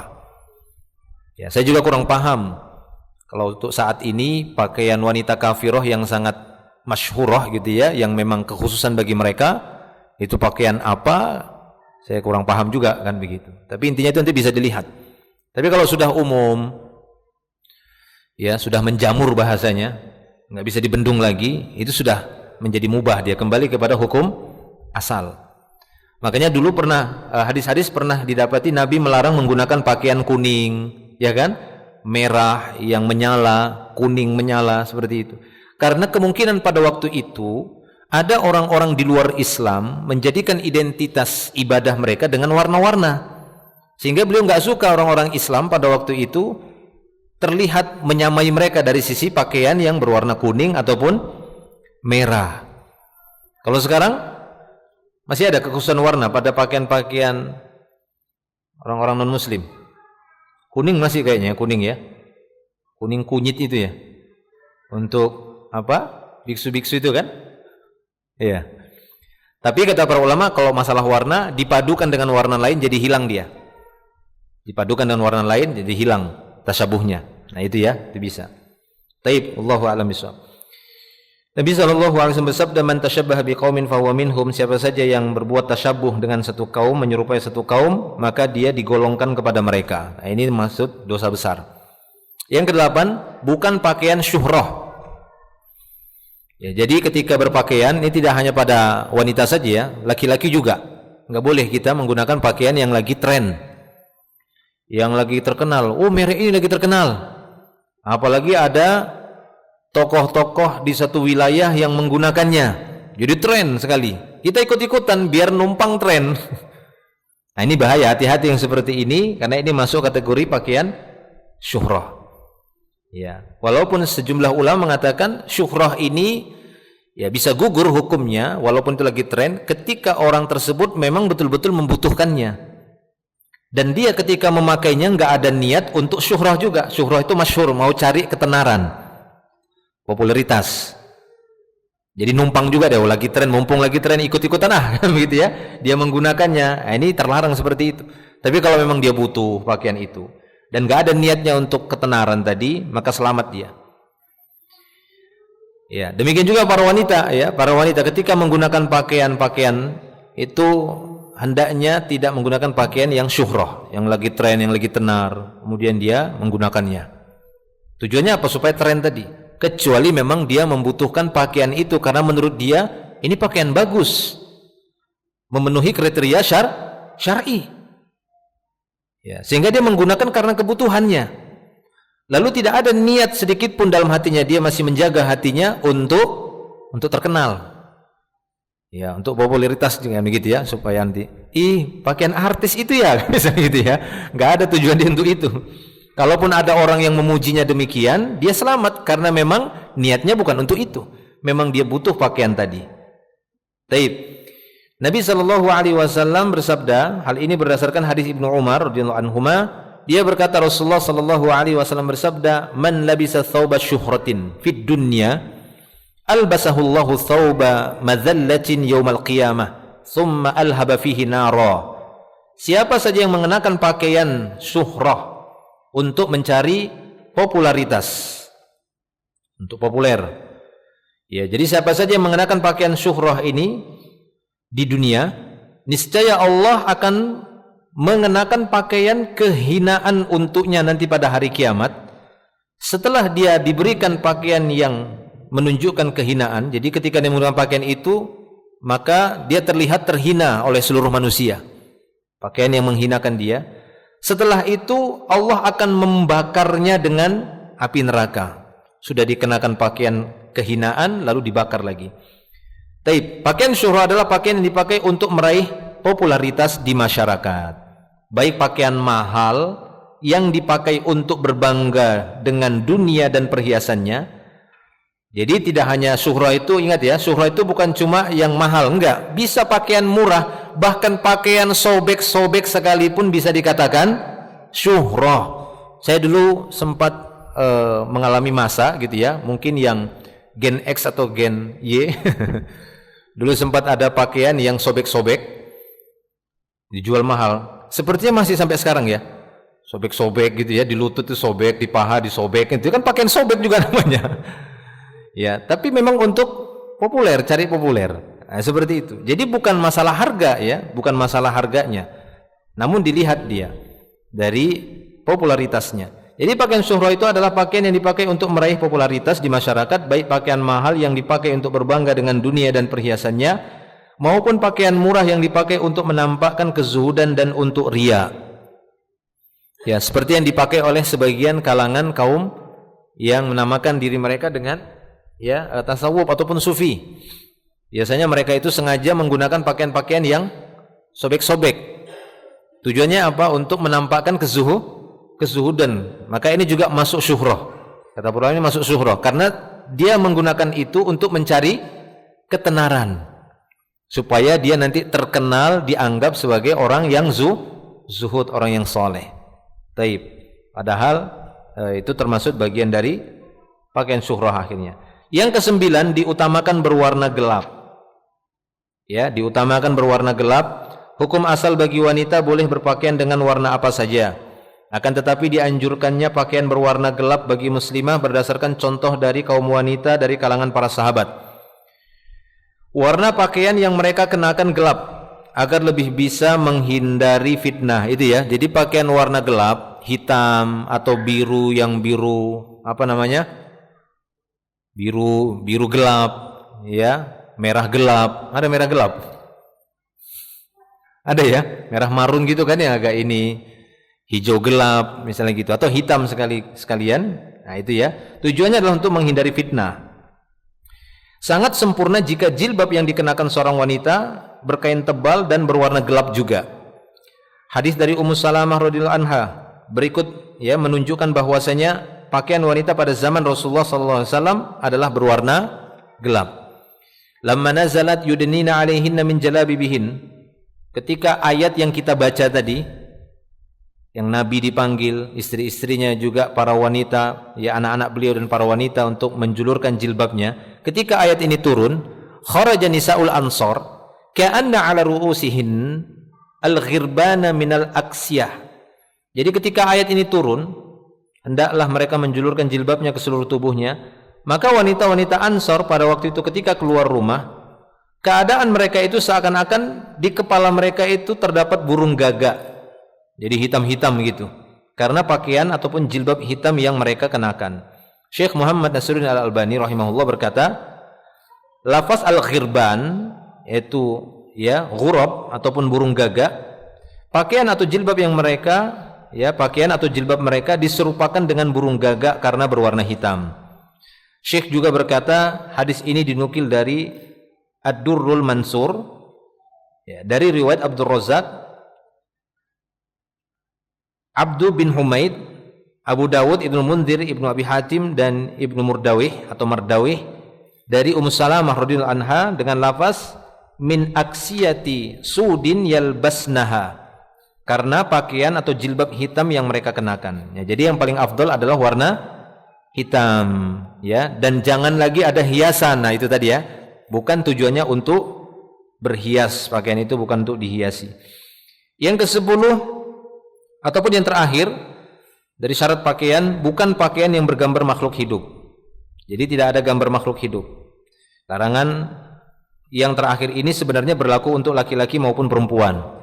Jika seorang suami malu dan risih dengan pakaian yang tidak menutup aurat ataupun celana pendek misalnya untuk pergi ke kantor, maka hendaknya dia juga merasa risih tatkala mengetahui bahwa istrinya pergi ke pasar, ke tempat umum atau keluar rumah dengan aurat terbuka. Dengan demikian orang-orang jahil ataupun orang bodoh yang berakhlak buruk turut melihat keindahan tubuh istri yang dicintainya. Ya, jadi ketika suami merasa malu pakai celana pendek ke kantor, tapi sudah ini enggak, kadang ada saja satu masa itu, sekarang ini mulai saya dapati kaum laki-laki sering ya, berapa kali saya dapati pakai celana pendek itu keluar. Ya, saya kira sekilas itu wanita kan gitu, ternyata laki-laki. Ya gitu ya. Taib. Nah kata beliau di sini, sekiranya seorang suami malu kalau pakai celana pendek ke kantor, demikian juga harusnya dia merasa malu kalau istrinya itu keluar rumah dengan menampakkan aurat, sehingga auratnya dilihati oleh laki-laki yang lain. Seorang suami hendaknya memiliki rasa cemburu dalam masalah ini, karena kalau tidak niscaya dia menjadi dayuth, seorang kepala rumah tangga atau seorang suami yang membiarkan kemaksiatan dan kejelekan timbul dalam kehidupan rumah tangganya. Jadi Nabi SAW menyebutkan tentang dayuth, ya, 3 golongan yang tidak disucikan oleh Allah Ta'ala dan dimasukkan ke dalam neraka. Allah haramkan surga. Salah satunya dayuth. Dayuth kata beliau, allazi yuqirru fi ahlihil khabath. Dayuth yakni seorang kepala keluarga yang membiarkan di tengah-tengah keluarganya kemaksiatan, kemungkaran, dia biarkan saja. Baik ya. Ini dayus. Sifat ini akan menjadi awal malapetaka yang dapat menghancur leburkan kehidupan rumah tangga yang telah dibangunnya serta dibina dengan susah payah. Seorang suami hendaknya menasihati istrinya dalam hal berpakaian sehingga tidak melanggar batas-batas dan kriteria busana muslimah yang telah ditetapkan oleh syariat. Tujuannya adalah untuk menyempurnakan diri dengan pakaian yang terbaik menurut syariat Islam. Nasihat penting ini agar wanita muslimah tidak terjebak pada istilah-istilah busana muslim yang modis dan trendy, yang pada hakikatnya adalah busana yang menyebabkan mendapat laknat seperti hal-hal tersebut di atas. Ya, memang belakangan kita dapati ada istilah busana muslimah, ya, modis, trendy, yang akhirnya mereka terjebak di dalam larangan ataupun kasiyatun ariyat, berpakaian tapi telanjang. Wallahu a'lam.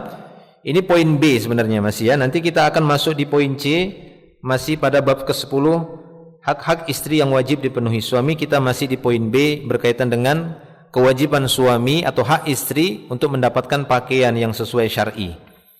Wallahu a'lam.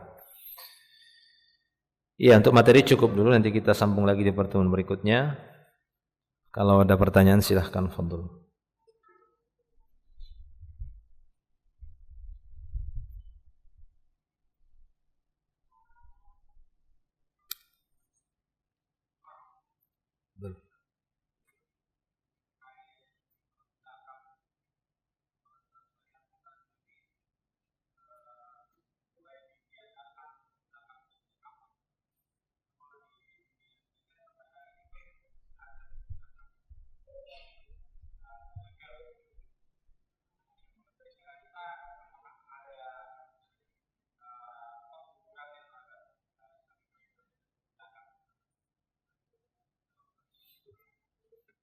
Ya. Taib, untuk masalah perbudakan itu sudah ada semenjak dahulu, sebelum diutusnya Nabi Muhammad SAW sebagai Nabi dan Rasul. Itu sudah ada perbudakan ala jahiliyah. Makanya ada di antara sahabat yang dimerdekakan, seperti Bilal, ya, bin Rabah yang dimerdekakan oleh sahabat Abu Bakar dan yang lainnya. Ya, intinya perbudakan itu sudah ada semenjak sebelum diutusnya Nabi Muhammad SAW sebagai Nabi dan Rasul. Tapi ya perbudakan dengan hukum-hukum jahiliyah. Nah, ketika Islam datang, ada perkara-perkara di zaman jahiliyah, di masa jahiliyah, yang itu masih tetap diberlakukan di dalam Islam. Yang itu juga dulu dilakukan oleh masyarakat jahiliyah, akan tetapi dengan dirapikan oleh Allah, dikembalikan oleh Allah Ta'ala hukum-hukum aslinya. Seperti haji di masa jahiliyah, ada atau tidak? Ada, ya. Akan tapi tata caranya itu tidak seperti yang Allah Ta'ala inginkan, tidak seperti yang Allah Ta'ala syariatkan dari masa Nabi Ibrahim dengan versi jahiliyah. Seperti kata Allah Ta'ala dalam surah Al-Anfal, wa ma kana salatuhum 'indal baiti illa muka'an wa tasdiyah. Tidaklah salat mereka ahlu jahiliyah itu di sekeliling Ka'bah, di hadapan Baitullah, di hadapan Ka'bah, melainkan siulan dan tepuk tangan. Nah, gini. Itu ibadah, itu salat mereka. Nah, ini salatnya jahiliyah kan begitu, ya. Di hadapan Baitullah. Nah, ketika Islam datang, terlebih lagi setelah penaklukan Mekah, itu ya, 8 Hijriah, dikembalikan lagi semuanya. Tetap ada haji, salat, tawaf. Ya, tawaf juga. Dahulu di masa jahiliyah ada enggak tawaf? Ada. Tapi tawaf mereka dalam keadaan urah, dalam keadaan telanjang. Ya, begitu juga perbudakan sudah ada dari dahulu sebelum Islam datang. Tapi ketika Islam datang, dirapikan oleh Allah Ta'ala, dikembalikan lagi oleh Allah Ta'ala, ya, sebagaimana yang Allah Ta'ala kehendaki. Karena apa yang dikehendaki oleh Allah Subhanahu Wa Ta'ala sesuai fitrah dan mengandung banyak maslahat. Ya, bukan berarti Islam itu dituduh sebagai agama, ya, yang melegalkan perbudakan, agama yang kejam. Kenapa masih melegalkan budak? Mereka tidak melihat sistem yang diturunkan oleh Allah Subhanahu Wa Ta'ala di dalam Islam itu dari perbudakan tadi. Mereka nggak mau lihat itu dulu. Coba perhatikan benar-benar di dalam Islam itu. Kadang dikaitkan nggak dengan ibadah? Dikaitkan. Bahkan dalam Al-Quran, fatahriru raqabah, ya, bebaskanlah budak, laki-laki yang menzihar istrinya, yang mengatakan bahwasanya punggungmu seperti punggung ibuku, maka haram dia bersetubuh dengan istrinya. Ya, sampai dia membayar kafarohnya tadi. Bagaimana? Merdekakan seorang budak. Nah, ini kan ada bentuk-bentuk pelanggaran di dalam Islam itu. Sebagai solusi jalan keluarnya itu perbudakan tadi, membebaskan budak, merdekakan budak. Bahkan secara umum Nabi kita SAW mengatakan merdekakanlah budak. Di antara bentuk kebaikan, merdekakan budak. Ya, ketika terjadi gerhana, di antara bentuk-bentuk kebaikan, saat terjadi gerhana, kata Nabi, perbanyak istighfar, sedekah, merdekakan budak. Banyak. Justru kita katakan bahwasanya Islam bukan menghapus secara keseluruhan, nggak boleh lagi ada perbudakan, tetap ada, akan tetapi dijadikan nilai ibadah dari perbudakan tadi. Nah, ini nggak dipahami oleh orang-orang. Jelas ya? Nah, itu perbudakan dalam Islam. Tidak sama seperti perbudakan yang ditetapkan oleh orang-orang kafir. Sekiranya perbudakan itu pun masih ada saat ini. Cuma untuk saat ini, wallahu alam, saya tidak tahu masih ada atau tidak perbudakan itu. Kalau tadi pertanyaan masih ada, ya saya kurang, mungkin belum sampai informasinya. Apakah memang perbudakan yang mereka maksud itu benar-benar sistem perbudakan seperti yang ada dalam Islam dimiliki, ataukah yang dimaksud di situ jual beli manusia merdeka? Ya, orang merdeka dijual belikan, ini haram. Pernah juga saya bahas, atau itu termasuk dalam satu hadis Nabi SAW mengatakan ada 3 perbuatan itu yang nanti Allah akan mendebat mereka pada hari kiamat. Ya, salah satunya itu menjual orang yang merdeka. Itu haram, nggak boleh. Ya, ketika sudah merdeka seorang budak, nggak boleh diperbudak lagi. Nah, itu dia. Nggak boleh jual belikan lagi. Atau memang dia dari asalnya keturunan orang yang merdeka. Karena perbudakan itu terjadi di dalam Islam, itu memang sisa dari masa jahiliyah. Memang dia berstatus budak. Atau kedua, perbudakan itu di dalam Islam itu dia dinyatakan sebagai budak apabila khalifah ataupun amirul mukminin menyatakan dia sebagai budak, yaitu dari tawanan perang. Nah, kan itu dia. Misalnya pasukan kaum muslimin diutus ke satu wilayah yang mereka itu menentang, didakwahi malah mengajak perang misalnya. Terjadi peperangan. Walaupun awalnya itu didakwahi terlebih dahulu, tapi mereka justru mengajak perang. Terjadi peperangan. Nah, kemudian orang-orang yang tidak ikut perang, para wanita, anak-anak, atau kaum laki-laki, warga sipil, ya, berhasil ditaklukkan misalnya. Nah, ini kan jadi tawanan perang. Wanita, anak-anak, atau kaum laki-lakinya, atau para tentaranya tadi itu, ya, nggak terbunuh dia, itu tawanan perang. Nah, tawanan perang ini kan ada beberapa pilihan. Dikasih pilihan, mau Islam. Kalau dia masuk Islam, selesai. Jadi kaum muslimin dihukumi sama seperti kaum muslimin, terjaga darahnya, hartanya, kehormatannya, dijaga oleh Islam. Tidak mau mereka Islam, maka diberikan pilihan, tetap pada agamanya, tapi membayar jizyah, upeti. Kita bilang itu bayar pajak badan. Kita sekarang disuruh bayar pajak badan, ya. Ya. Nah, mereka disuruh bayar itu jizyah, pajak badan, pajak selamat kan begitu kan, supaya dia dijaga gitu loh. Nah, upeti ataupun pajak. Nah, ketika dia nggak bisa, nggak mampu, nah ini tetap tawanan. Dia tetap dikatakan tawanan perang. Udah dibiarkan tawanan perang, atau dia dijadikan budak oleh Amirul Mukminin, dan itu bisa dijual belikan dan dibagi-bagi. Ya. Makanya misalnya tegak kembali kan begitu. Kekhalifahan Amirul Mukminin ada untuk seluruh dunia. Kemudian menguasai misalnya benua Eropa, dikuasai. Nah, wanita-wanitanya itu kan bisa jadi budak.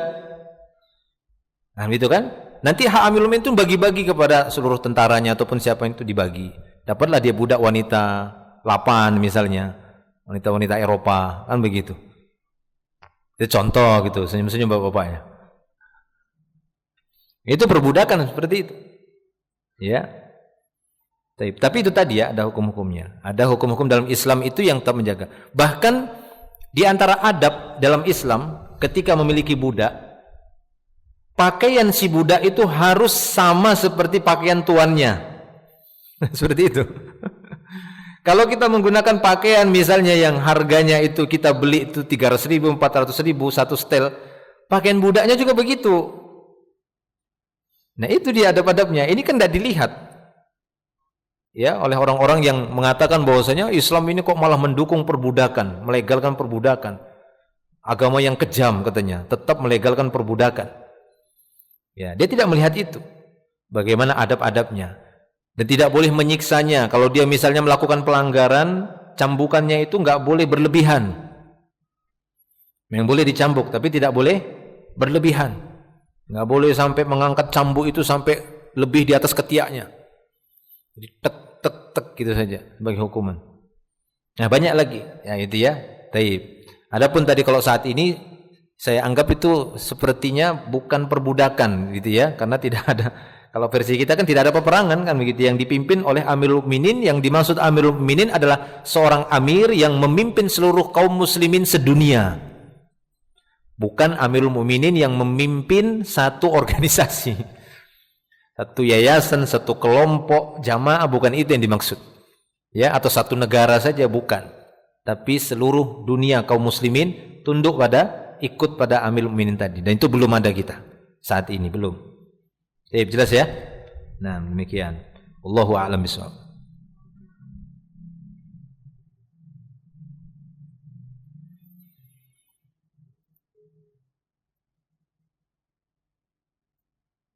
Sini ada pertanyaan, Ustaz, bagaimana meluluskan permintaan orang tua yang sudah sakit parah untuk membayarkan hutang beliau di masa lalu di tahun 1985?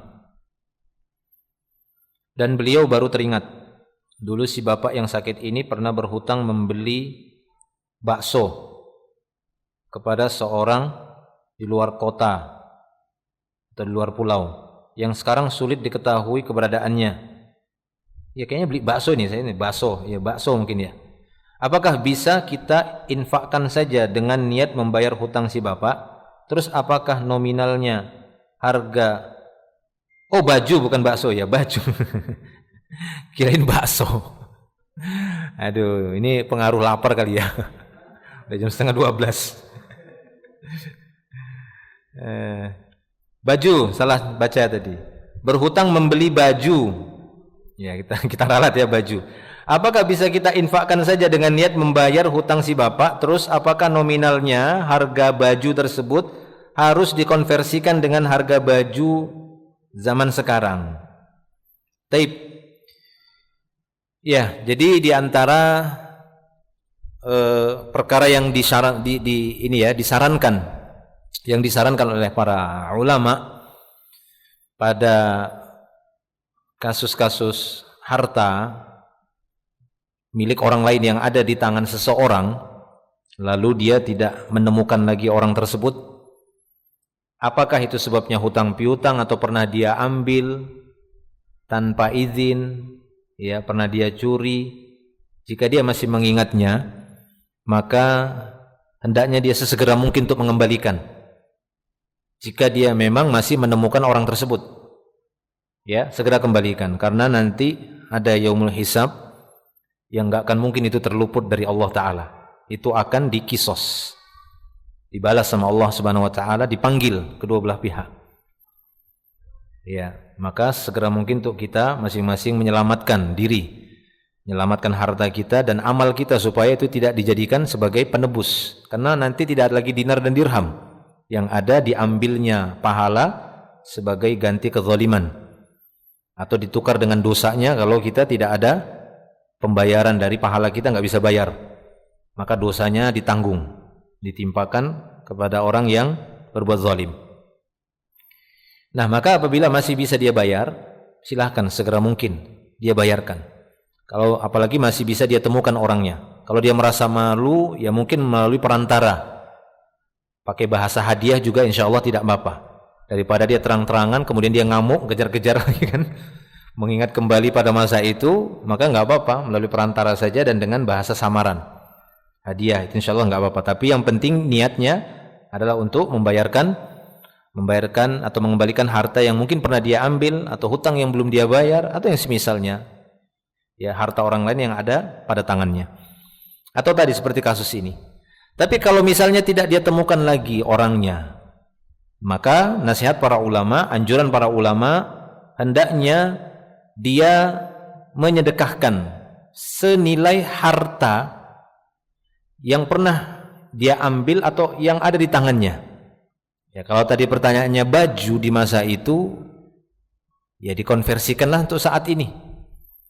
Kurang lebih kalau baju seperti itu, atau masih adakah jenis baju seperti itu? Kalau masih ada jenis baju seperti itu dan ada yang layak memakainya, maka kita belikan baju seperti itu lalu kita sedekahkan kepada orang miskin. Ya. Misalnya pada waktu itu dia membeli baju mungkin hanya sebatas baju kemeja, kan yang semisalnya saja. Baju kemeja dengan tangan panjang jenis kain katun misalnya, kan begitu. Masih bisa dapat sifat-sifat bajunya. Panjangnya sekian, warnanya ini misalnya. Dia berusaha untuk hampir memiripkan atau menyerupakan tadi. Lalu dia beli, dia sedekahkan kepada orang fakir ataupun miskin. Ya, dengan niat bukan sedekah dirinya, tapi niatnya untuk sedekah kepada orang yang tadi, ya, yang dia berhutang kepadanya tadi. Tapi kalau sulit baginya untuk mencari jenis benda barang yang seperti itu, maka enggak apa-apa dikonversikan, disetarakan dengan harga berapa saat ini. Untuk kehati-hatian dilebihkan juga enggak apa-apa. Ya, mungkin harga baju yang seperti itu perkiraannya untuk saat ini itu harga 300.000 mungkin, karena dulu itu 3.000-an mungkin gitu ya. Dulu 3.000, sekarang itu mungkin 300.000. Ya, kemudian kita bersedekah dengan orang miskin atau satu orang miskin, kita berikan 350 atau 400.000 kepada orang miskin tadi, satu orang miskin, kita niatkan ini sedekah atas nama si fulan. Enggak perlu kita sebutkan juga sama si orang miskinnya gitu ya. Enggak perlu, tapi kalaupun mau disebutkan enggak apa-apa. Pak, ini sedekah si bapak ini, begitu ya. Dia sebutkan nama orang yang dia berhutang dengannya tadi. Nah, seperti itu. Tapi kata para ulama, kalau suatu saat dia ketemu lagi dengan orang tersebut, maka tetap dia ada kewajiban untuk mengembalikan baju dengan jenis dan sifat yang sama, tetap dia berkewajiban, atau sejumlah uang tadi, tetap dia berkewajiban untuk mengembalikannya. Lalu bagaimana yang sudah dia serahkan kepada orang miskin, itu sedekah baginya. Nah, itu ya, itu sedekah baginya. Baik, demikian itu solusinya yang disebutkan oleh para ulama. Wallahu a'lam. Ya, silakan.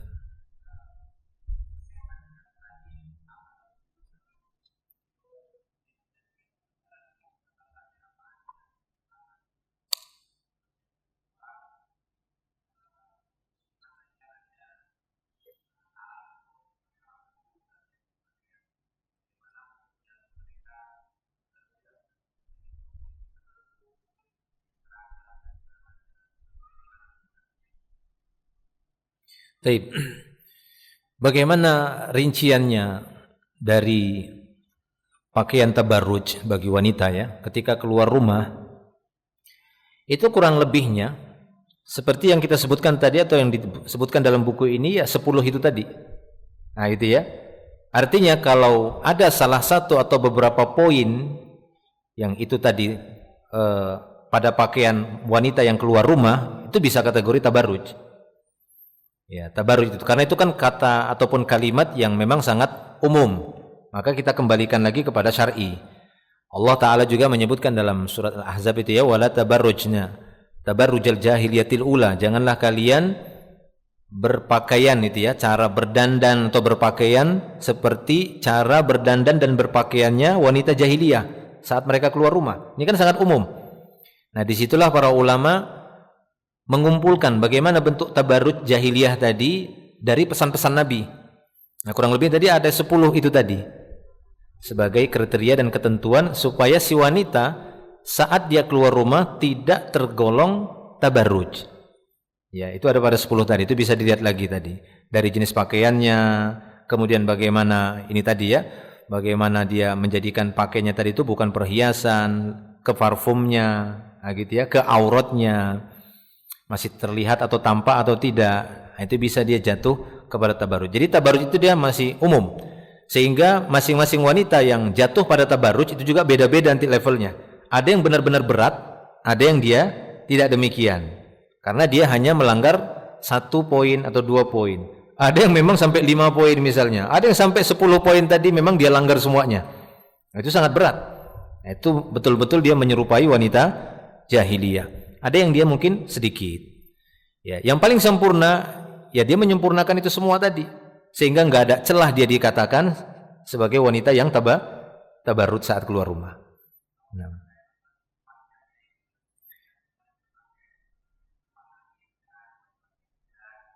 Ya. Taib. Bagaimana dengan wanita yang mungkin dia tidak merojihkan menggunakan cadar, ya, sehingga tetap memperlihatkan wajahnya saat keluar rumah? Silahkan,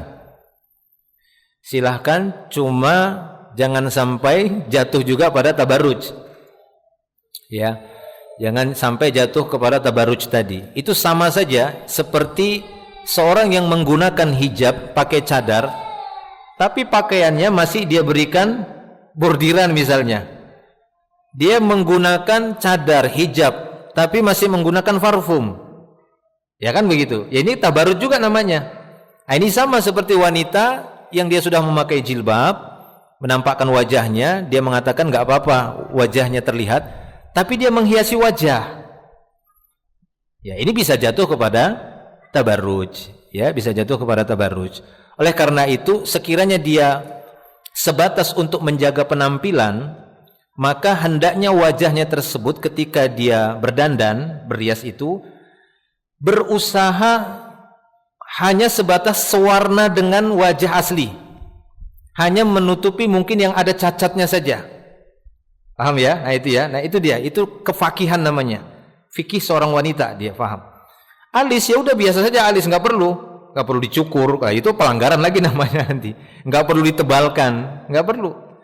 Yang perlu dia tutupin itu mungkin ada apa namanya, bercak-bercak hitam sehingga sewarna dengan kulitnya, yang agak hitam atau agak apalah begitu ya, yang dia belang sehingga satu warna. Itu nggak apa-apa, nggak ada masalah. Kemudian bibir yang mungkin yang sewarna dengan warna bibirnya, nah, seperti itu. Adapun seperti menambah lekukan alis mata, ini sudah ada fatwa-fatwa para ulama. Ini termasuk tabarruj, ini pelanggaran. Apalagi mencukur alis, nah, begitu ya, atau menggunakan apa yang namanya apa yang dimasukkan dalam mata itu, celak lain yang masuk ke dalam lensa, ya, lensa mata itu, lensa mata. Nah kemarin itu sempat ada informasi bahwasanya ada lensa mata itu tujuannya untuk kacamata, ya betul ya. Ya, maka kalau memang kebutuhannya untuk penglihatan, kita katakan boleh, dengan catatan lagi, cari lensa mata yang sewarna dengan bola matanya itu. Kalau hitam, cari lensa yang hitam. Jangan bola matanya itu hitam, dia kasih biru. Nah ini berdandan lagi namanya. Kecuali memang bola mata hitamnya itu bukan hitam tapi biru. Nah cari yang biru gitu, jangan dia buat kuning. Yang sewarna. Kalau tidak dia masuk lagi tabarut lagi. Jadi memang kefakihan ini, kedalaman pemahaman terhadap agama. Makanya kan Nabi SAW mengatakan, man yuridillahu bihi khairan yufaqihu fiddin. Siapa yang Allah inginkan kebaikan pada seseorang, Allah dalamkan pemahaman agamanya. Jadi dia paham. Dia berdandan, tidak apa-apa berdandan, kan begitu. Tapi yang dia masuk dandan tadi untuk menutupi cacat, menutupi yang bisa dianggap nanti jelek. Bukan berdandan sehingga melampaui batas, seperti kena pukul gitu, memar-memar merah gitu kan. bukan itu yang dimaksud, ya. Jadi sewarna dia usahakan itu supaya kulitnya halus saja, kan begitu. Bisa kan begitu kan? Warna kulitnya mungkin ya agak ya kecoklatan, kan begitu ya. Kasih dia dipoles supaya tetap coklat tapi enggak kelihatan bolong-bolong atau ada cacatnya gitu, ada hitam-hitam atau apa. Nah, sebatas itu saja. Ya, Allahu a'lam bishawab. Baik. Itu mungkin yang bisa saya kasih jawaban. Ya, kemudian bagaimana dengan para wanita yang keluar rumah? Mereka berprofesi dengan pekerjaan-pekerjaan yang memang ada keharusan, ya, menggunakan pakaian-pakaian tertentu atau seragam di instansi tertentu, lembaga tertentu, ya, terutama lembaga pemerintahan kan seperti itu. Maka Allahu a'lam bishawab. Ya, kita hanya mengatakan mudah-mudahan Allah Ta'ala mengampuninya. Karena kita tidak mungkin mengatakan itu boleh. Saya juga tidak mungkin mengeluarkan fatwa mengatakan oh itu boleh nggak apa-apa. Ya, karena ya jelas itu tidak sesuai dengan syariat, maka kita mendoakan supaya Allah Subhanahu wa taala memberikan pekerjaan yang lebih baik, yang lebih bagus, yang lebih bisa menjaga fitnah ya, supaya tidak menimbulkan fitnah. Itu saja yang bisa saya berikan jawaban. Mudah-mudahan Allah Subhanahu wa taala yang pertama tadi mengampuni kesalahan tersebut dan memberikan pekerjaan, aktivitas yang lebih baik lagi dari aktivitas mereka, sehingga mereka pada posisi-posisi pekerjaan yang memang itu dibutuhkan oleh wanita, ya, profesi yang memang khusus wanita, tapi tanpa ada pelanggaran-pelanggaran dari sisi pakaian. Wallahu a'lam bishawab. Ya, silakan.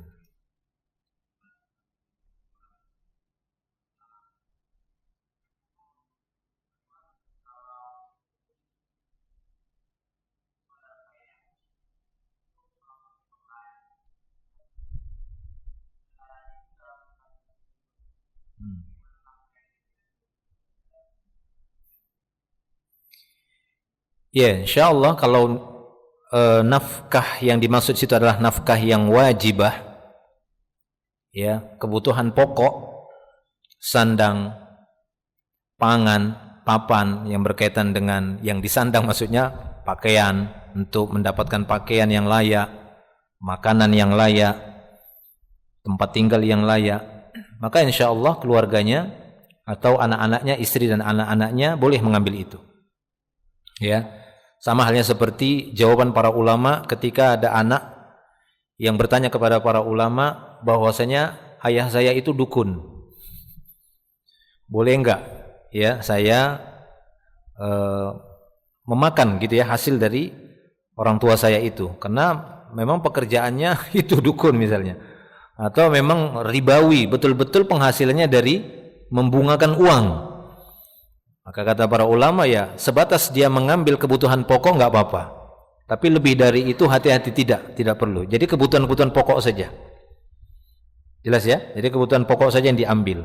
Karena tadi kan pertanyaannya seorang yang bertransaksi riba lah kan begitu ya, atau minjam uang dengan akad ribawi untuk membeli mobil, yang mobil itu dia pakai untuk cari nafkah kan begitu ya pertanyaan tadi. Apakah ini juga berimbas kepada anak dan istrinya memakan sesuatu yang haram? Insyaallah tidak. Selama mereka hanya mengambil kebutuhan pokoknya saja. Ya, insyaallah tidak. Nah, maka apabila mereka mampu untuk menasihati suaminya untuk segera mungkin melepaskan diri dari riba tadi, sesegera mungkin. Ya, demikian. Allahu a'lam bishawab.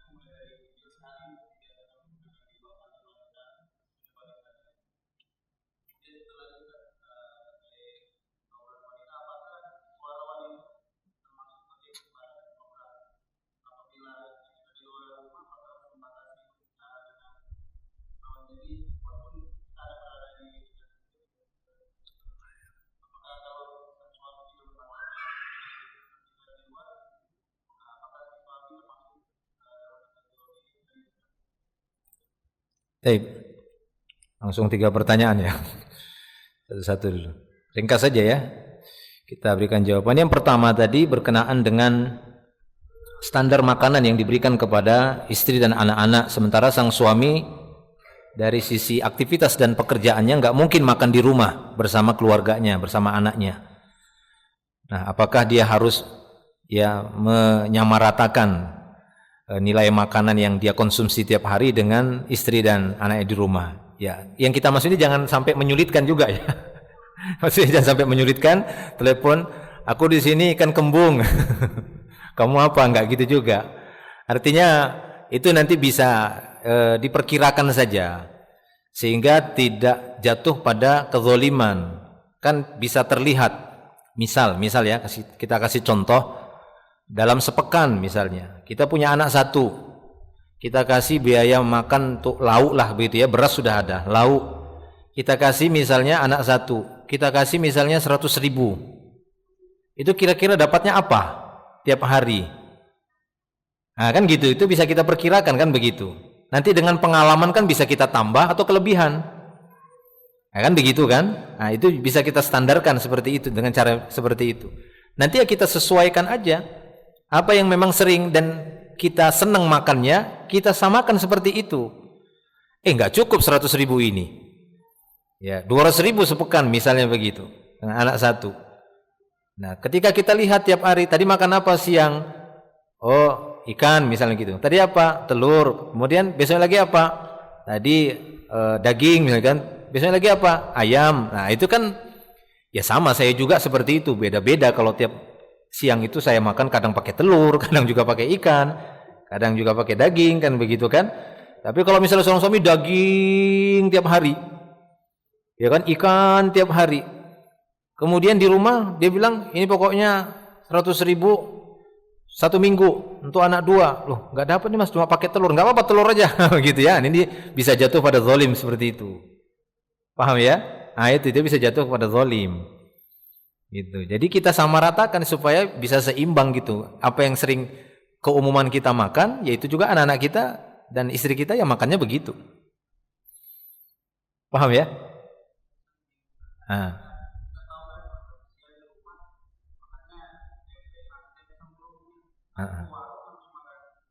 Enggak harus begitu. Boleh lah, boleh. Jadi aglabiah namanya itu rata-rata saja. Ya, rata-rata saja. Kan tadi udah kita kasih contoh.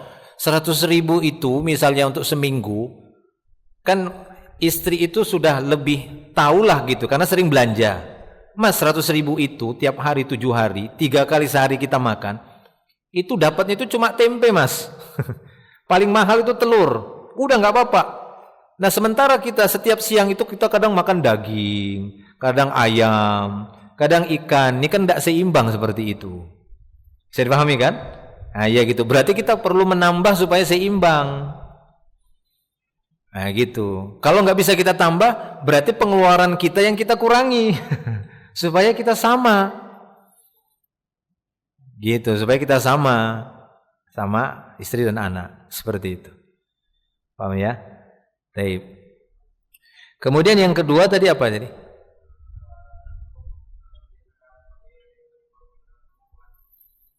Ya, bagaimana dengan anak perempuan semenjak kecil? Apakah memang semenjak kecil sudah dibiasakan dia menggunakan jilbab apa menunggu balighnya? Ya, jadi sebenarnya ini tinggal melihat situasi dan kondisi saja. Ya.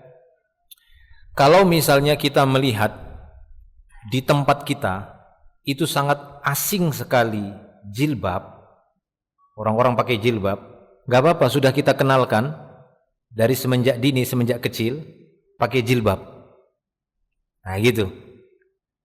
Ya. Tapi kalau sekeliling kita memang udah biasa dia melihat para wanita-wanita itu berjilbab lebih banyak, lebih dominan, maka ya tenang aja gitu maksudnya. Karena nanti dia akan berbaur dengan lingkungannya kalau udah balik. Sehingga pada waktu kecil ya udah biarkan aja dia, enggak usah pakai jilbab. Nanti udah mendekati balik baru dia dikasih jilbab. Enggak apa-apa karena melihat lingkungannya itu, kan lingkungan itu mempengaruhi. Tapi kalau lingkungan yang paling banyak itu enggak pakai jilbab, menampakkan aurat, ya lebih baik kita sering ini ya memakaikan dia jilbab. Ya, ini menurut ini. Karena kalau saya lihat dari sisi dalil sih tidak ada kan begitu ya. Tapi itu bisa kita berdalil dengan pengenalan. Rasulullah mengatakan, perintahkanlah sholat umur 7.